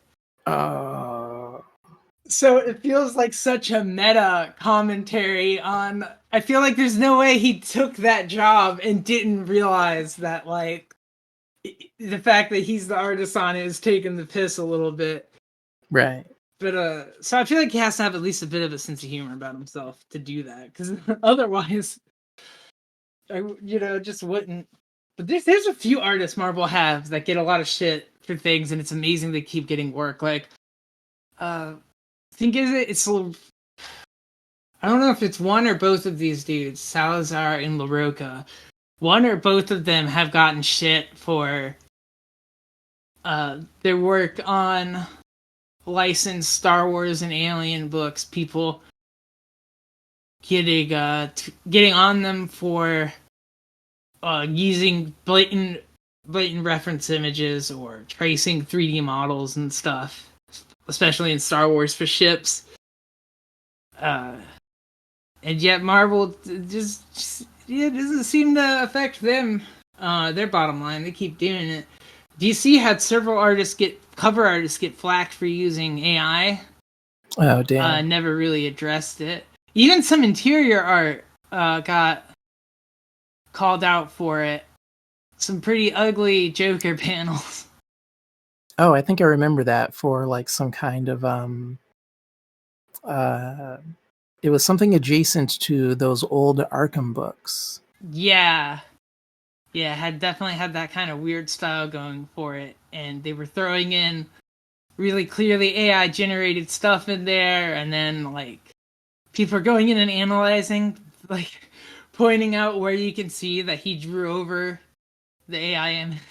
People Yeah, go wild. typically when it comes to like artists using a reference, or like reference is poorly placed but still like passes the like smell test as a legitimate piece of art rather than like something stolen. My reaction is usually, well, the publisher doesn't care, so why should I care? But when it comes to AI, I think uh, something should be done on the editorial level to Yeah. get that stuff out of the pipeline, Mm-hmm. because that's really muddying the waters, like to a degree that they shouldn't be comfortable with, because it'll affect future work and like what readers will expect. Yeah. Definitely a bad. And for what it's worth, I've seen less complaints about it, so I think maybe they have gotten more strict on it internally because those incidents were embarrassing. I hope I'm so. hoping that's the case. And it's not just that like it's slipping through, people just aren't noticing anymore. I feel like I'm bad. I'm not like squinting my eyes at every art I'm looking at to see if there's AI in it. There's some people who spot AI art, and like I don't know how they spot it so easily, because like I feel like I have to look to spot AI art these days, and other people just glance at it and they're like, "That's AI." Like, but do you just have like a soul detector or something? I can't. I don't know. It's sometimes pretty obvious. There are some instances where it may be a false positive, but for the majority of the stuff that is released, um, it's very obvious, especially when it comes to like line consistency across a work, Mm. um, and color blending. A lot of AI color blending just doesn't work. Um, there are a lot of instances where the blending can either be too smooth or too rough, and it tends to be in places that don't make sense. Like Have you ever seen a bad Photoshop job where you can like tell the seams across like an edge of something are like where two elements were like artificially connected together? Mm-hmm. A lot of that comes up on AI stuff, but it tends to be like on the fringes of where you may first be glancing at something. Yeah. Like the part that catches your eye, all of that may look very polished and professional, but then it's like everything outside of that is just like very blatantly AI. Like I remember Yeah. recently there was a fake cover for Marvel versus Capcom 2, and it looked normal on the surface of it, like, oh, maybe someone just like stole some fan art and then put a logo on top of it. No, it was very definitely AI. I wonder if I can find it. I probably can't. But what gave it away was the consistency of the skin colors. It was like Chun-Li, Spider-Man, and Morrigan from Darkstalkers. And the separation of the colors and how the line work interacted with the colors gave it away as AI. And so that was very disappointing. And super annoying too, because stuff like that plays super well on social media. And it's like, uh, how how do you fight that? How do we compete with that other than just like outlawing it? Yeah.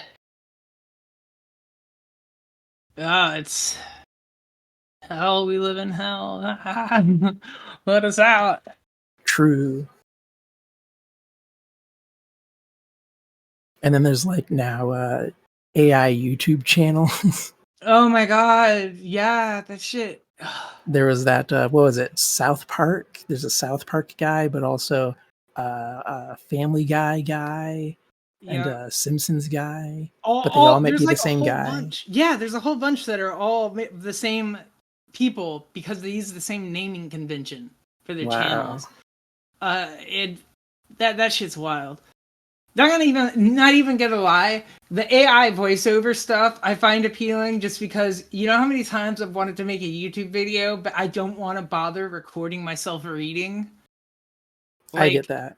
I could kind of feel that. Like, Maybe not for me personally because I love to talk, but I have observed that in other people.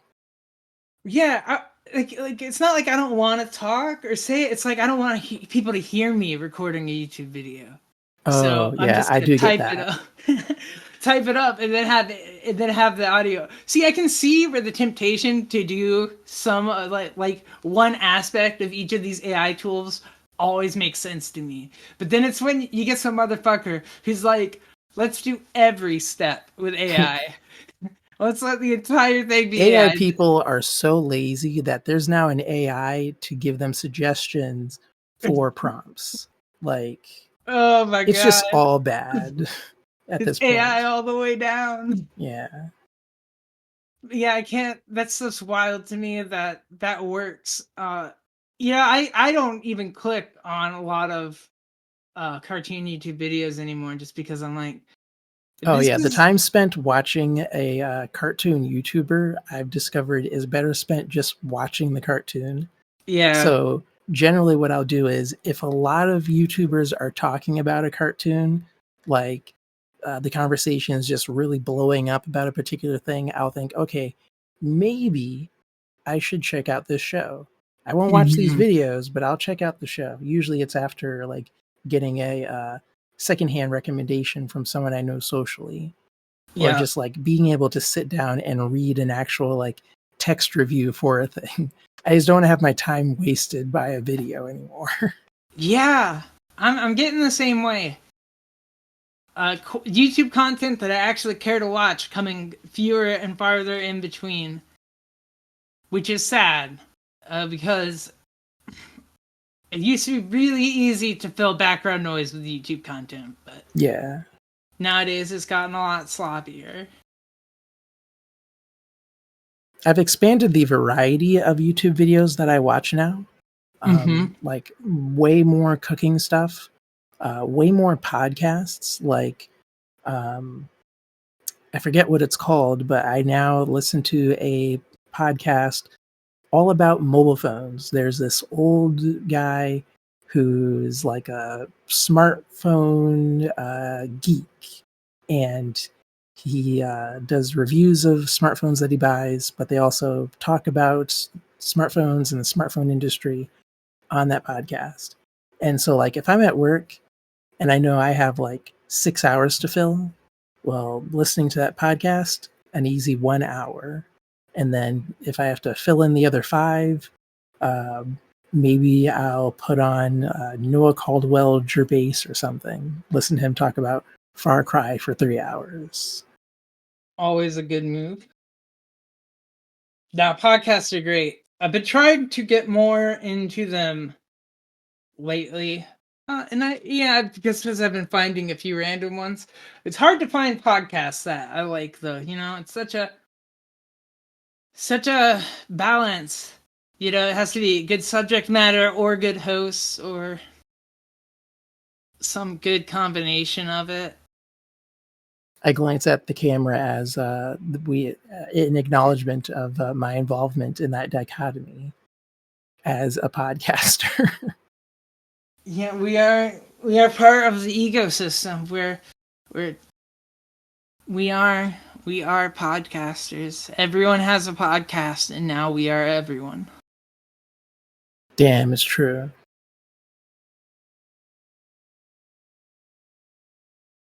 Oh, I saw a little off topic, but I saw Nosferatu yesterday. Oh, hell yeah. How is it? It was really good. I enjoyed it a lot. It was interesting. It's pretty wild. I saw it with my dad. I do not think my dad would have watched that movie on his own. I had never heard of Nosferatu, by the way. Had never heard of the silent film. Didn't know Oh, wow. anything. Yeah, never heard about it at all, which I guess isn't that uncommon. We're actually weird for knowing about it, it seems. It seems like SpongeBob having that one little Nosferatu joke that is apparently super obscure Oh, has done a interesting. lot. Yeah. Because the funny story with Nosferatu too is it was an unauthorized adaptation of the book Dracula. That's why it has the funny name and stuff. It was like a 1920s silent film. It's just really funny that this is coming out now. There's also a Dracula movie coming out in early 2025. So the fact that you've got Dracula and Dracula that you have at home here as well. But the movie was actually really good. Nicholas Hoult was in it, playing one of the main characters. William Dafoe is in it. I'm not really going to go into the plot too much because it's pretty standard plot. You'll see it when you're in there. It's good. It is a lot of like, man, if you don't like seeing naked old dude, stay away because you will see some naked old dude. There is vampire dong. They didn't call attention to it, but I did notice that when they did the full frontal shot of like the naked old vampire dude, it was there. I checked for it. It was there. It was rendered. I thought they were gonna are they gonna puss out? Are they gonna hide the dick in shadow? No, they did not. It was an R-rated movie, so they showed it. Well, I'm itching to see it. Whenever like something with this much critical acclaim comes out, and I'm behind on seeing it, I get anxious. Has the Because reception been good for it? Because I've not looked. I didn't want to have my opinion colored before I went everyone in. that has mentioned it has said that it's really good. Okay, And cool. I have a game where whenever something is like 100% across the board with everyone that talks about it, I have to see it before Kojima. Hideo Kojima, big famous film reviewer. Don't know what else he does. All he should be known for is movie reviews. No, that's a lie. He's a very good director and ideas guy. And Red Letter Media. Uh, I hate seeing a movie after they've done a review because as a Red Letter Media fan, I have to refrain from watching their reviews lest people around me accuse me of only seeing the movie because Mike and Jay saw the movie. And it's like, no, I saw the movie because I wanted to see the movie. Yeah. So I have to see it before they review it. I find that I find that their tastes are a bit, they're quite different from mine. They seem to be a lot more discerning about the stuff that they're willing to enjoy than I am. It kind of fluctuates. Like every now and then, both of them, I think, will admit to like watching something that like just throws everyone for a loop. Like Jay will mention watching like actual slap, and he'll admit that it's slap, and then Mike's reaction is almost like, "Oh well, yeah, I guess that makes sense. You enjoy slap." But then next time, Mike is like, "I watched some slop," and that just might be a consequence of the movie market. Like pickings are getting slim out there. Hopefully that'll change in the wake of there being less DC and Marvel stuff to like pick at. Hopefully the superhero trend is slowing down, maybe, hopefully. Yeah, I have I don't want them to disappear as a genre, but I would like it if the offerings were more, fewer of them, but more good. Yeah. Like, what came out this year? Let's see. The Substance was really good. Oh my god, that it was was. awesome. We got Terrifier 3, still haven't seen that, heard it's good. Megalopolis, like weird movie, but weird in a way that I liked. Like it reminded me of The Congress, where it is written like it's based in reality, but every element of it is so fantastical in a good way. I feel like we need to put together a Discord watch of that. I feel like I think it is more fun to enjoy with other people. Watching it by myself was kind of annoying, but I still enjoyed myself. But whenever it feels like a good social movie. Yeah, whenever there's a movie like that where it feels like you're seeing something that's kind of wild, it feels a little sad to be watching it on your own. It's like you want to be laughing at this part with people. Yeah. Oh, Self-Reliance, that was a good movie. My guy Jake Johnson directed that. I think he wrote it too. And it was pretty funny. Self-Reliance is a movie about a guy who was offered $1 million to play a reality game in which professional hunters try to kill him. And he thinks he's found the perfect loophole where one of the rules is that the killers can only attack him when he's alone. And he tries to like integrate himself into the lives of friends and family who get sick of him because they don't believe the game is real. And it's very funny. Jake Johnson always plays the same guy in everything he's in, but I guess I'm a fan of that guy. The Book of Clarence also came out. I remember hearing radio advertisements for this movie. Kind of didn't care. I'm not a big fan of biblical dramas. I am, however, a fan of James McAvoy, who is in the movie, and Lakeith Stanfield, who is the main character, the titular Clarence of the movie. And it was pretty okay. I probably wouldn't watch it more than once, just because it's a biblical drama, but whatever. Hundreds of Beavers definitely existed before 2024, but I guess it came out in 2024 in a more official capacity. That was cool and awesome. Loved it. It is just like one hour and a half long Looney Tunes cartoon, pretty much. Love Lies Bleeding. That was pretty cool. Definitely in my strike zone. A lot of big muscular ladies, and it's not a superhero movie. It's a romance thriller about a gym manager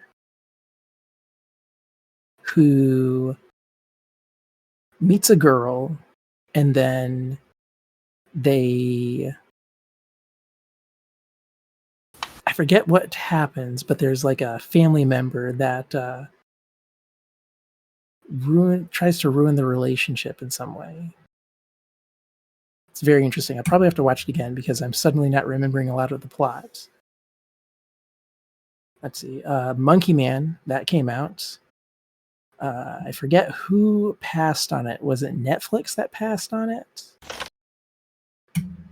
But very interesting movie about a guy living in some Indian city that's like controlled by corrupt religious leaders, and he kind of just has to like literally fight through the different levels of the highest office of the corrupt organization in order to defeat the big bad. Did he affect a meaningful change? We don't know. It's that kind of movie where like the movie ends after the big bad guy is killed. Dang, is he a Luigi or not? Well, we may never know.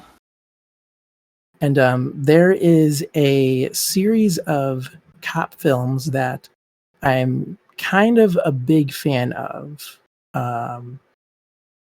What language is this?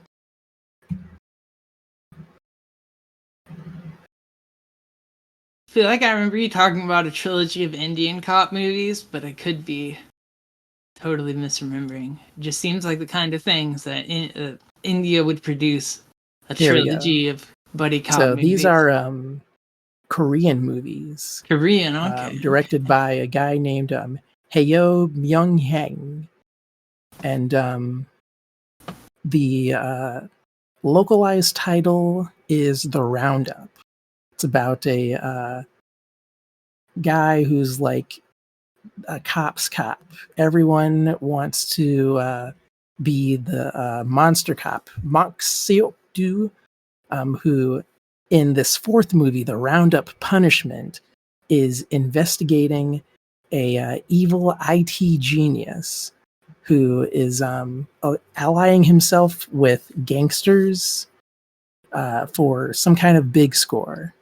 And our hero, the monster cop, has to do his monster cop thing to take them down. And it is just like mindless action movie nonsense with some gags. Like, kind of in the way that people view the Deadpool movies, but without Deadpool, where like the plot is loosely threaded by vignettes of cool stuff happening. Then they move on to the next scene. Then some cool stuff happens. But that's all I can recall for good movies. Oh, I think people also really like Transformers 1. Yeah, I enjoyed that one. I had a lot of fun with it. I hope they keep going in that direction for the future of Transformers movies. I like that. I hope they call the next one Transformers 1-2. That'd be good. Dig and it. It's like canonically the 12th Transformers movie and like the lineage of Transformers movies or something. But it's written like a sequel to Transformers 1. Actually, the inverse I think would be funnier if like it doesn't even address the existence of Transformers 1 and it's just like a continuation of all of the Transformers movies that came before it. That would be funny.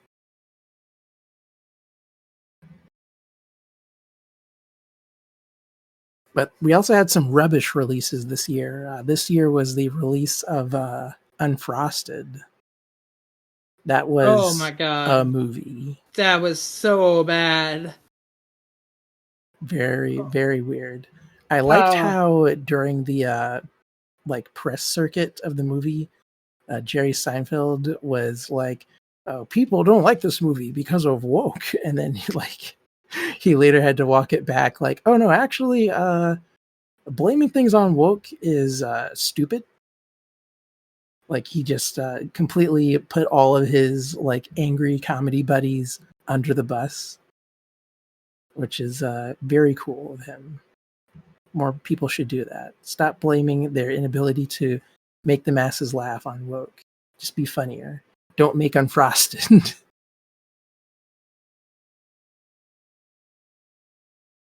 yeah, I just can't get over how bad that movie was. Oh, Initially, while watching it, I liked some of the ideas. It's just extremely disappointing that all of the ideas I liked, the movie seemed allergic to. I almost felt inclined to do my own version of Unfrosted, but it kind of feels like doing that fits in with the same kind of trap as like doing a better version of an AI image, where doing so almost justifies the AI. So what people will typically say is don't do it. Like just pretend it doesn't exist because you don't want to propagate it.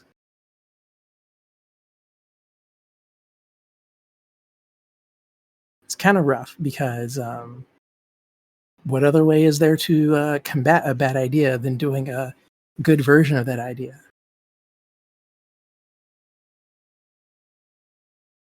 man, for some reason, Unfrosted, because I think I watched this around the same time as it, triggers memories of Asteroid City in my head, which I think was a movie Oh, that came out last year, but I only watched it this year. yeah, Um, that was pretty good. Wes that was Anderson great. still got it. Yeah, that was such a good movie. I think I watched it, I don't know, 2 or 3 times in the month that I first saw it. It's just That's how you know a really, movie is good, when you end up yeah, watching it more than once. for real. It's a real good. I don't know how to describe it. Just a real good piece about loss and moving on and whatnot. With a lot of like levels to it and like this kind of narrative within a narrative, which is just so weird because we're like seeing in the play, but also like outside the play. It was doing a lot of weird stuff that was really cool. It's bad. You don't always get movies that good. Yeah. But all of that was just to point out that good movies are getting made. Not everything has to be a MCU joint, even though I'm sure for a lot of people it probably feels that way. I bet if we looked at last year, there were a bunch of movies that we all saw that weren't MCU movies. Yeah, I know. I watched a bunch of movies that weren't MCU movies. I think looking at the top 10 list is kind of wild though for 2024 because there's movies I didn't even realize came out in 2024. Like Oh yeah. Godzilla X Kong: The New Empire that came out in 2024. What? Oh really? I Feels don't like that remember. came out over a year ago. Right? That's how I feel. That's still in the top Feels like I 10. was hearing about it 2 years ago. Yeah. Tell you, I don't think I've really watched that movie still. I've put it on a bunch of times, but I don't know if I've actually watched it yet. I've seen parts of it a lot, but I need to sit down and actually do a beginning to end watch through of it. I keep forgetting that Beau is Afraid was last year's release. That was pretty interesting. Oh, and the aforementioned Teenage Mutant Ninja Turtles Mutant Mayhem, that was last year. Yeah, I liked Mutant Mayhem. Big fan of that one. I think Barbie coming out last year kind of like erased movies for a lot of people. Yeah, Barbenheimer was last year. Still Because not that seen was also the Oppenheimer year yet. of Blue Beetle. I liked Blue Beetle. I thought it was fun. Yeah. And I was sad that it kind of got relegated to the streamer. Or wait, no, it didn't. It didn't get relegated to the streamer. It got a theatrical release, didn't it? It was just kind of Brief a one, poor yeah. one. Yeah. I don't think it blew up in the way that they were hoping for. Yeah, yeah. I liked it. It was fun though. I mean, it was like it was a superhero movie. It was not the best, but I liked the family in it. They were at least kind of fun. No, it just had fun with itself. It was not like that Shazam 2 movie, which was just so bad and forgettable. Yeah. Not a I'm fan of that Zachary guy. Yeah. I'm trying to think up things that I didn't like about that movie, but I can't even remember enough about it to like shit on it. It was just that much of an in and out trite surface level experience with nothing going on for it. Yeah. That's kind of how I felt about Harold and the Purple Crayon. Like, we were all surprised watching it, like, oh, okay, this is actually a movie. But then after it ended, it's like, well, that was a movie. Very inoffensive, unchallenging movie. Which might be unfair because it is like a movie for babies. But that's how I feel with anything I see that guy in. Yeah. Honestly, ever since Chuck, been downhill for that guy. Yeah. It's not looking good for Chuck fans. Yeah, no. I might have to find some of my old college mates and go like neener in their faces. Like, hey, guess what? You're a tasteless hack. No, I won't do that. Yeah, you know that show you liked in college a little bit? Well, the guy in it sucks. Feel bad. If someone did that to me, I would definitely be very sad. Actually, I have experienced that. I'm a big fan of Max Landis stuff, and Max Landis is not a good guy. People Oh have done yeah. that to me. I mean, I was a big fan of the first two X-Men movies. And then Bryan Singer was a pedo, so Yeah, hate to see it. Yeah, I saw a meme the other day. It was like it's something about like being about like how people making like X-Men content are like the worst people ever. It's like Bryan Singer and then the guy from X-Men 97 who like Bademo or whatever got fired for like being a creep to his staff. Damn. I guess apparently he would like send staff cosplay pictures of himself to use as like reference What? for stuff. Yeah, like really weird, creepy stuff. Like this guy was way too about himself. So when we saw that one Magneto, is there like a picture out Yeah. there somewhere, that guy like fully clad in leather, but he's also like wearing the artificial like cup to make it look Oh, bigger than it probably actually is? there's like BDSM sets of him on one of those like cross X thingies tied up. There has Damn. to be. It's so wild to me. I can't. Oh, and it's sad because like he's obviously a talented writer, but like why you gotta be a creep? Why are you creeping? Yeah. Why are X fans so weird? Uh, what did you do to us, Claremont? Looking forward to the next iteration of that. Like, surely that can't be all of it. Of the X-Men 97 show. Oh no, there's definitely a season 2 coming. That's already written. Ooh. before what's his face got fired from it, and I'm pretty sure there'll be a season 3, but none of the season 3 stuff's been worked on. So I'm Okay. excited. X-Men '97, some premium content. Wasn't there supposed I to be a comic version of that? I wonder what happened with that. There is actually kind of. I've only read a little bit of it, so I Who don't know did they how it have on ties that? into Was it continuity. Jim Lee or someone else? The art kind of looks like Jim Lee-ish just because those designs cribbed from it, but I know he didn't do anything on it. Okay. Just because anything he does nowadays is really exclusively over at DC, both because he's the editor or the publisher there and the like executive publisher, like kind of one of the head guys in charge, and also Mm. just he's so about like anytime he does any kind of art, I feel like it's like for a DC cover or something. He does not do much on the art side these days. Is it 92 is the comic? Yeah. So they did this, um, which kind of ties into it. This comes a bit before this happened, though. I know I saw them do stuff in this comic line like recently to tie into the X-Men '97 stuff. Let me Yeah, see. that's their whole marketing scheme now, I think. Tie-in books and such.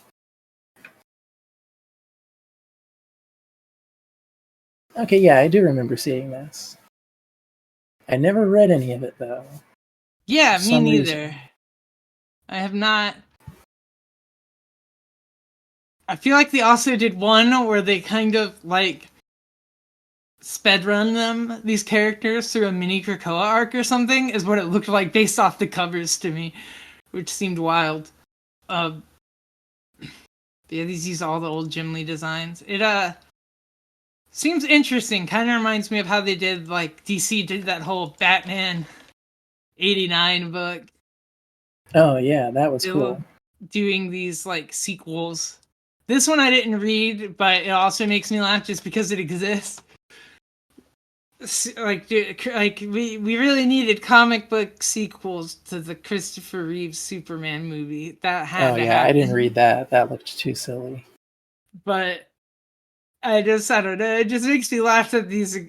I love comics because comics can be anything, you know. Comics Yeah. can be Godzilla Monster Piece Theater, where Godzilla is uh, crossing paths with the likes of Gatsby, Sherlock Holmes, the Time Machine character, who's just called the Time Machinist, and Jules Verne, author and cyborg, which is actually what his character in the Godzilla Monster Piece Theater is. He is Jules Verne colon cyborg. I love it. It's so Tom Scioli is insane. I can't believe this book exists, and I love comics because it's the only place it could exist. You could only have this in a comic book. Yeah. No one would ever make this a cartoon. Are you insane? This is an insane cartoon. Which used to be cool. A lot of old cartoons were just like insane. We stopped doing that though. People paying the bill realized that they wanted more oversight, I guess. Yeah, once anything gets too much money, something can make a moderate amount of money and be able to hold on to it. But once you get too much money, you get the money people. Yeah. And once you have the money people in it, then it becomes about like maximizing the money more than anything else. It's like, what? Don't do that. That's a weird idea. People don't like weird. And if there's one thing I know, it's money, but also people. Money and power are kind of the same in that once you have a lot of it, you're afraid to not have it.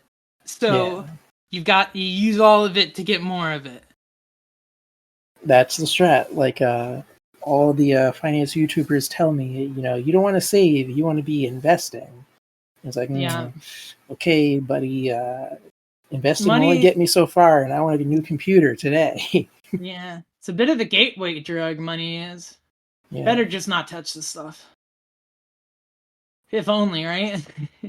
Yeah, if only one could get away with that. I remember hearing about some kind of article where uh, they talked about a guy in the 80s who lived in New York, like almost living like a as a pseudo bum. Like he had a part-time job that allowed him to pay his rent, and then anytime he wasn't at his job, he was just like hanging around or like writing poetry.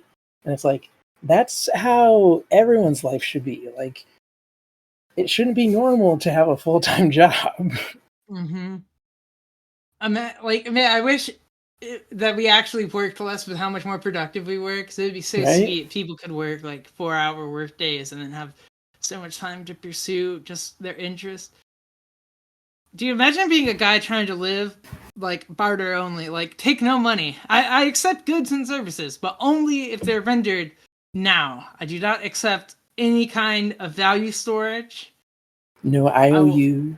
Yeah, no IOUs. You perform the service for me now, or not at all, or maybe later at some predetermined time. Like going to a restaurant and then to pay for the meal, you wash like the dishes of the next 12 patrons or something. Mm-hmm. Exactly. You're like that. That's what this guy does. He just goes around. All he does is, yeah, you can give me a good now, and I guess that's the payment rendered. Yeah, so he still likes goods, but he doesn't like anything that exists solely to be a value storage, right? Like he's never gonna take something from you unless it's like a practical good or something that he wants to have. Like he'd never take a gold coin from you unless he needed it for electricity or something, because gold's a He'd really never good buy conductor. a digital video game then. He would never buy a digital video game. No, he would only buy physical video games.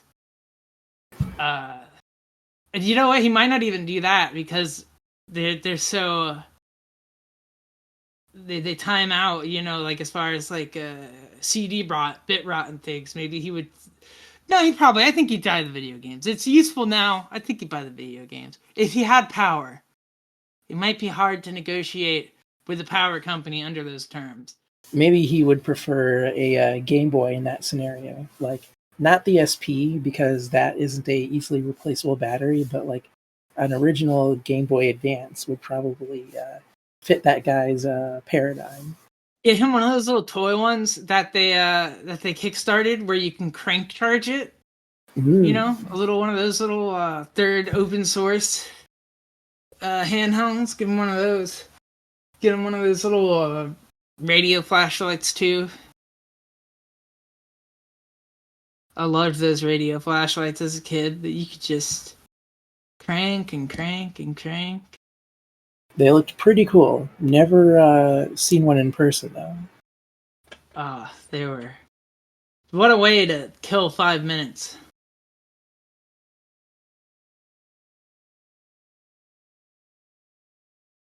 Well, I think that pretty much brings me to everything I had for this week. Did you have any last stuff?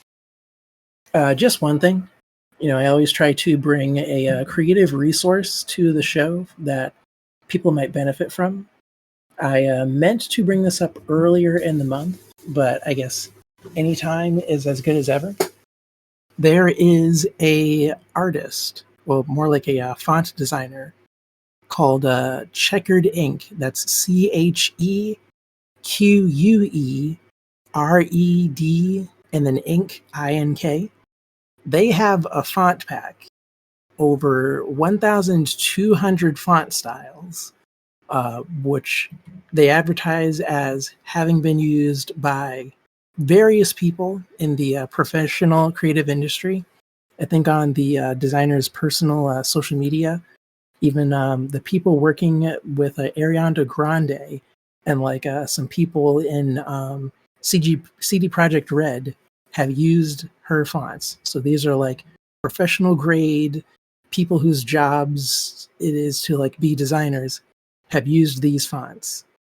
And at the time of this podcast, they were on sale for $19. So 1,200 fonts for $19. Super cool. Everyone I've showed it to has a benefit from this. You, the listener, probably won't benefit from it. And without that discount, it is $190. However, if you have ever spent anywhere in upwards of like $1 for a font, this is probably for you. I would just buy this instead of buying any other font because it covers a lot. You are allowed to use the fonts commercially. Full commercial use is advertised on the page for an unlimited number of times, which is awesome. So yeah, for a $190 investment, you're getting a lot if you find yourself wanting for just like any sort of a type design, either to use as is or as like a basis for something else you're doing. Like best font deal I've seen in probably forever. Like after buying this, why would I ever go to DaFont and then play the Russian roulette game of can I use this legally or not? Yeah, I certainly won't be doing that again. I'm very excited to dive in to see what all these font options are. So yeah, that's my big suggestion for this episode. Check out Checkered Ink's All Fonts Pack. This is coming off of like several decades of work. I've been in some like indie game circles with this person, so that's how my awareness of them like is even a thing. And I'm gonna put my stake in this statement that it'll be the best font purchase you've made in your entire life. Damn, that is a statement. If I had more prep time, I probably would come up with something very Trumpian, like these are the best fonts. You will never find a better font deal in all your life. We got the best fonts. I can't do Trump impressions. I always try. I can't do it. I don't know what it is. There's like a nasaliness to his voice that I want to emulate, but I can't. Something about it. God, Trump is such a funny sounding motherfucker. I hate it. I can't wait till he's not president so that I can laugh at Trump memes. I hate that like all of these evil guys are very funny. Like there was some clip someone was showing on Twitter recently where Andrew Tate is talking about being gang stalked by a pervert, and it was very funny. And I hated laughing at it because Andrew Tate is a terrible person. Mm-hmm. In another life, guys like Andrew Tate and Donald Trump would probably be, I hate to say lolcows, but like I feel like they lack the self-awareness to be like proper comedians. Like it's just a coincidence that they are in the positions they're in, but also very funny. Yeah. Yeah. I would prefer that reality too. Maybe there's a reality where no one ever Hitlered out and they all just had talk shows or something instead. Oh, that would be cool. And maybe we all have like well-paying part-time jobs, so we have time to listen to all of their talk shows. Sometimes the humor gets a little edgy, but it's okay because no one takes it to a violent place. Yeah. I feel like Peter Griffin would have something to say about this, but I don't know what. He'd probably be stoked about it, though. Oh yeah, that's another stunning thing I've discovered. Like, I never considered myself a Seth MacFarlane fan. All of his stuff kind of leaned very low effort to me.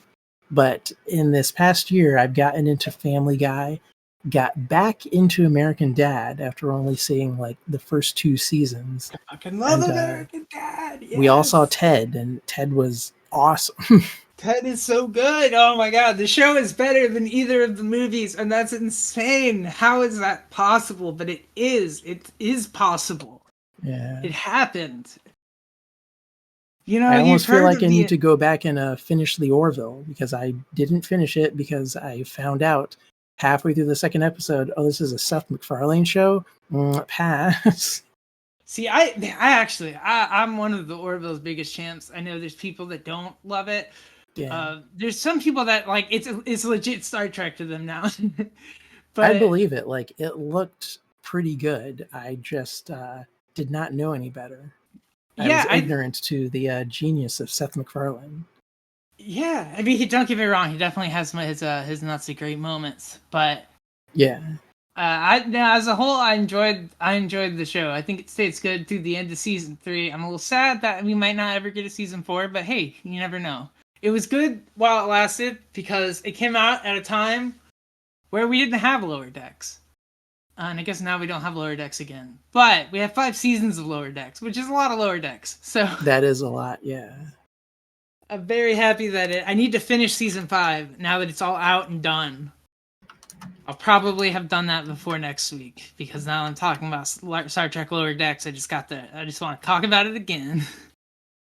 I remember there was a show with Hugh Laurie in it. At the start of 2020, a show called Avenue 5 that was like about a failing space cruise. I kept forgetting to see that, but apparently it's got like 2 seasons. So that's where my attention is going to be going in the wake of there being no more Lower Decks. Interesting. I'll have to check this out. Two seasons from 2020. Not a single screen grab on Wikipedia. Just a logo. It's like people completely forgot about it for a good reason. There was a worldwide health concern Oh yeah, to address ourselves with. there was a pandemic going on at the time. I forget.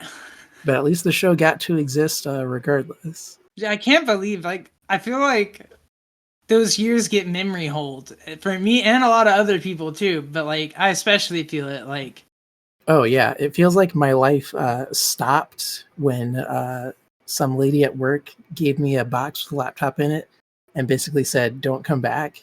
And then I woke up and it was like the middle of 2023. yeah, very, very bizarre. It feels weird talking to kids that experienced that in high school and college. Oh yeah. Yeah, I've talked to some people. I'm in a David Packman. So he's a political person. I'm in his Discord because I like subscribe to him, and part of it is you get like automatically thrown in there because you get some roles. Although I don't think you need to be subscribed to be in there. It just since it auto gives you roles, it syncs up. But there's some people in there that are younger, like college years or whatever, or young enough to have been in college during the pandemic, and it sounds like it sucks. Also, some like people there even think it like stunted them socially, which I wouldn't doubt. I'd believe it. But yeah, sorry to add another tangent. We were ending the show, but you can still keep up with us on our respective social medias and such. Yes. Which will always, as always, in the description. Will be in the description down below. I have been SnakeJess Draws. And I'm Julian, my Julian. You can see more of my cool stuff at vqcd.in. And thanks for listening.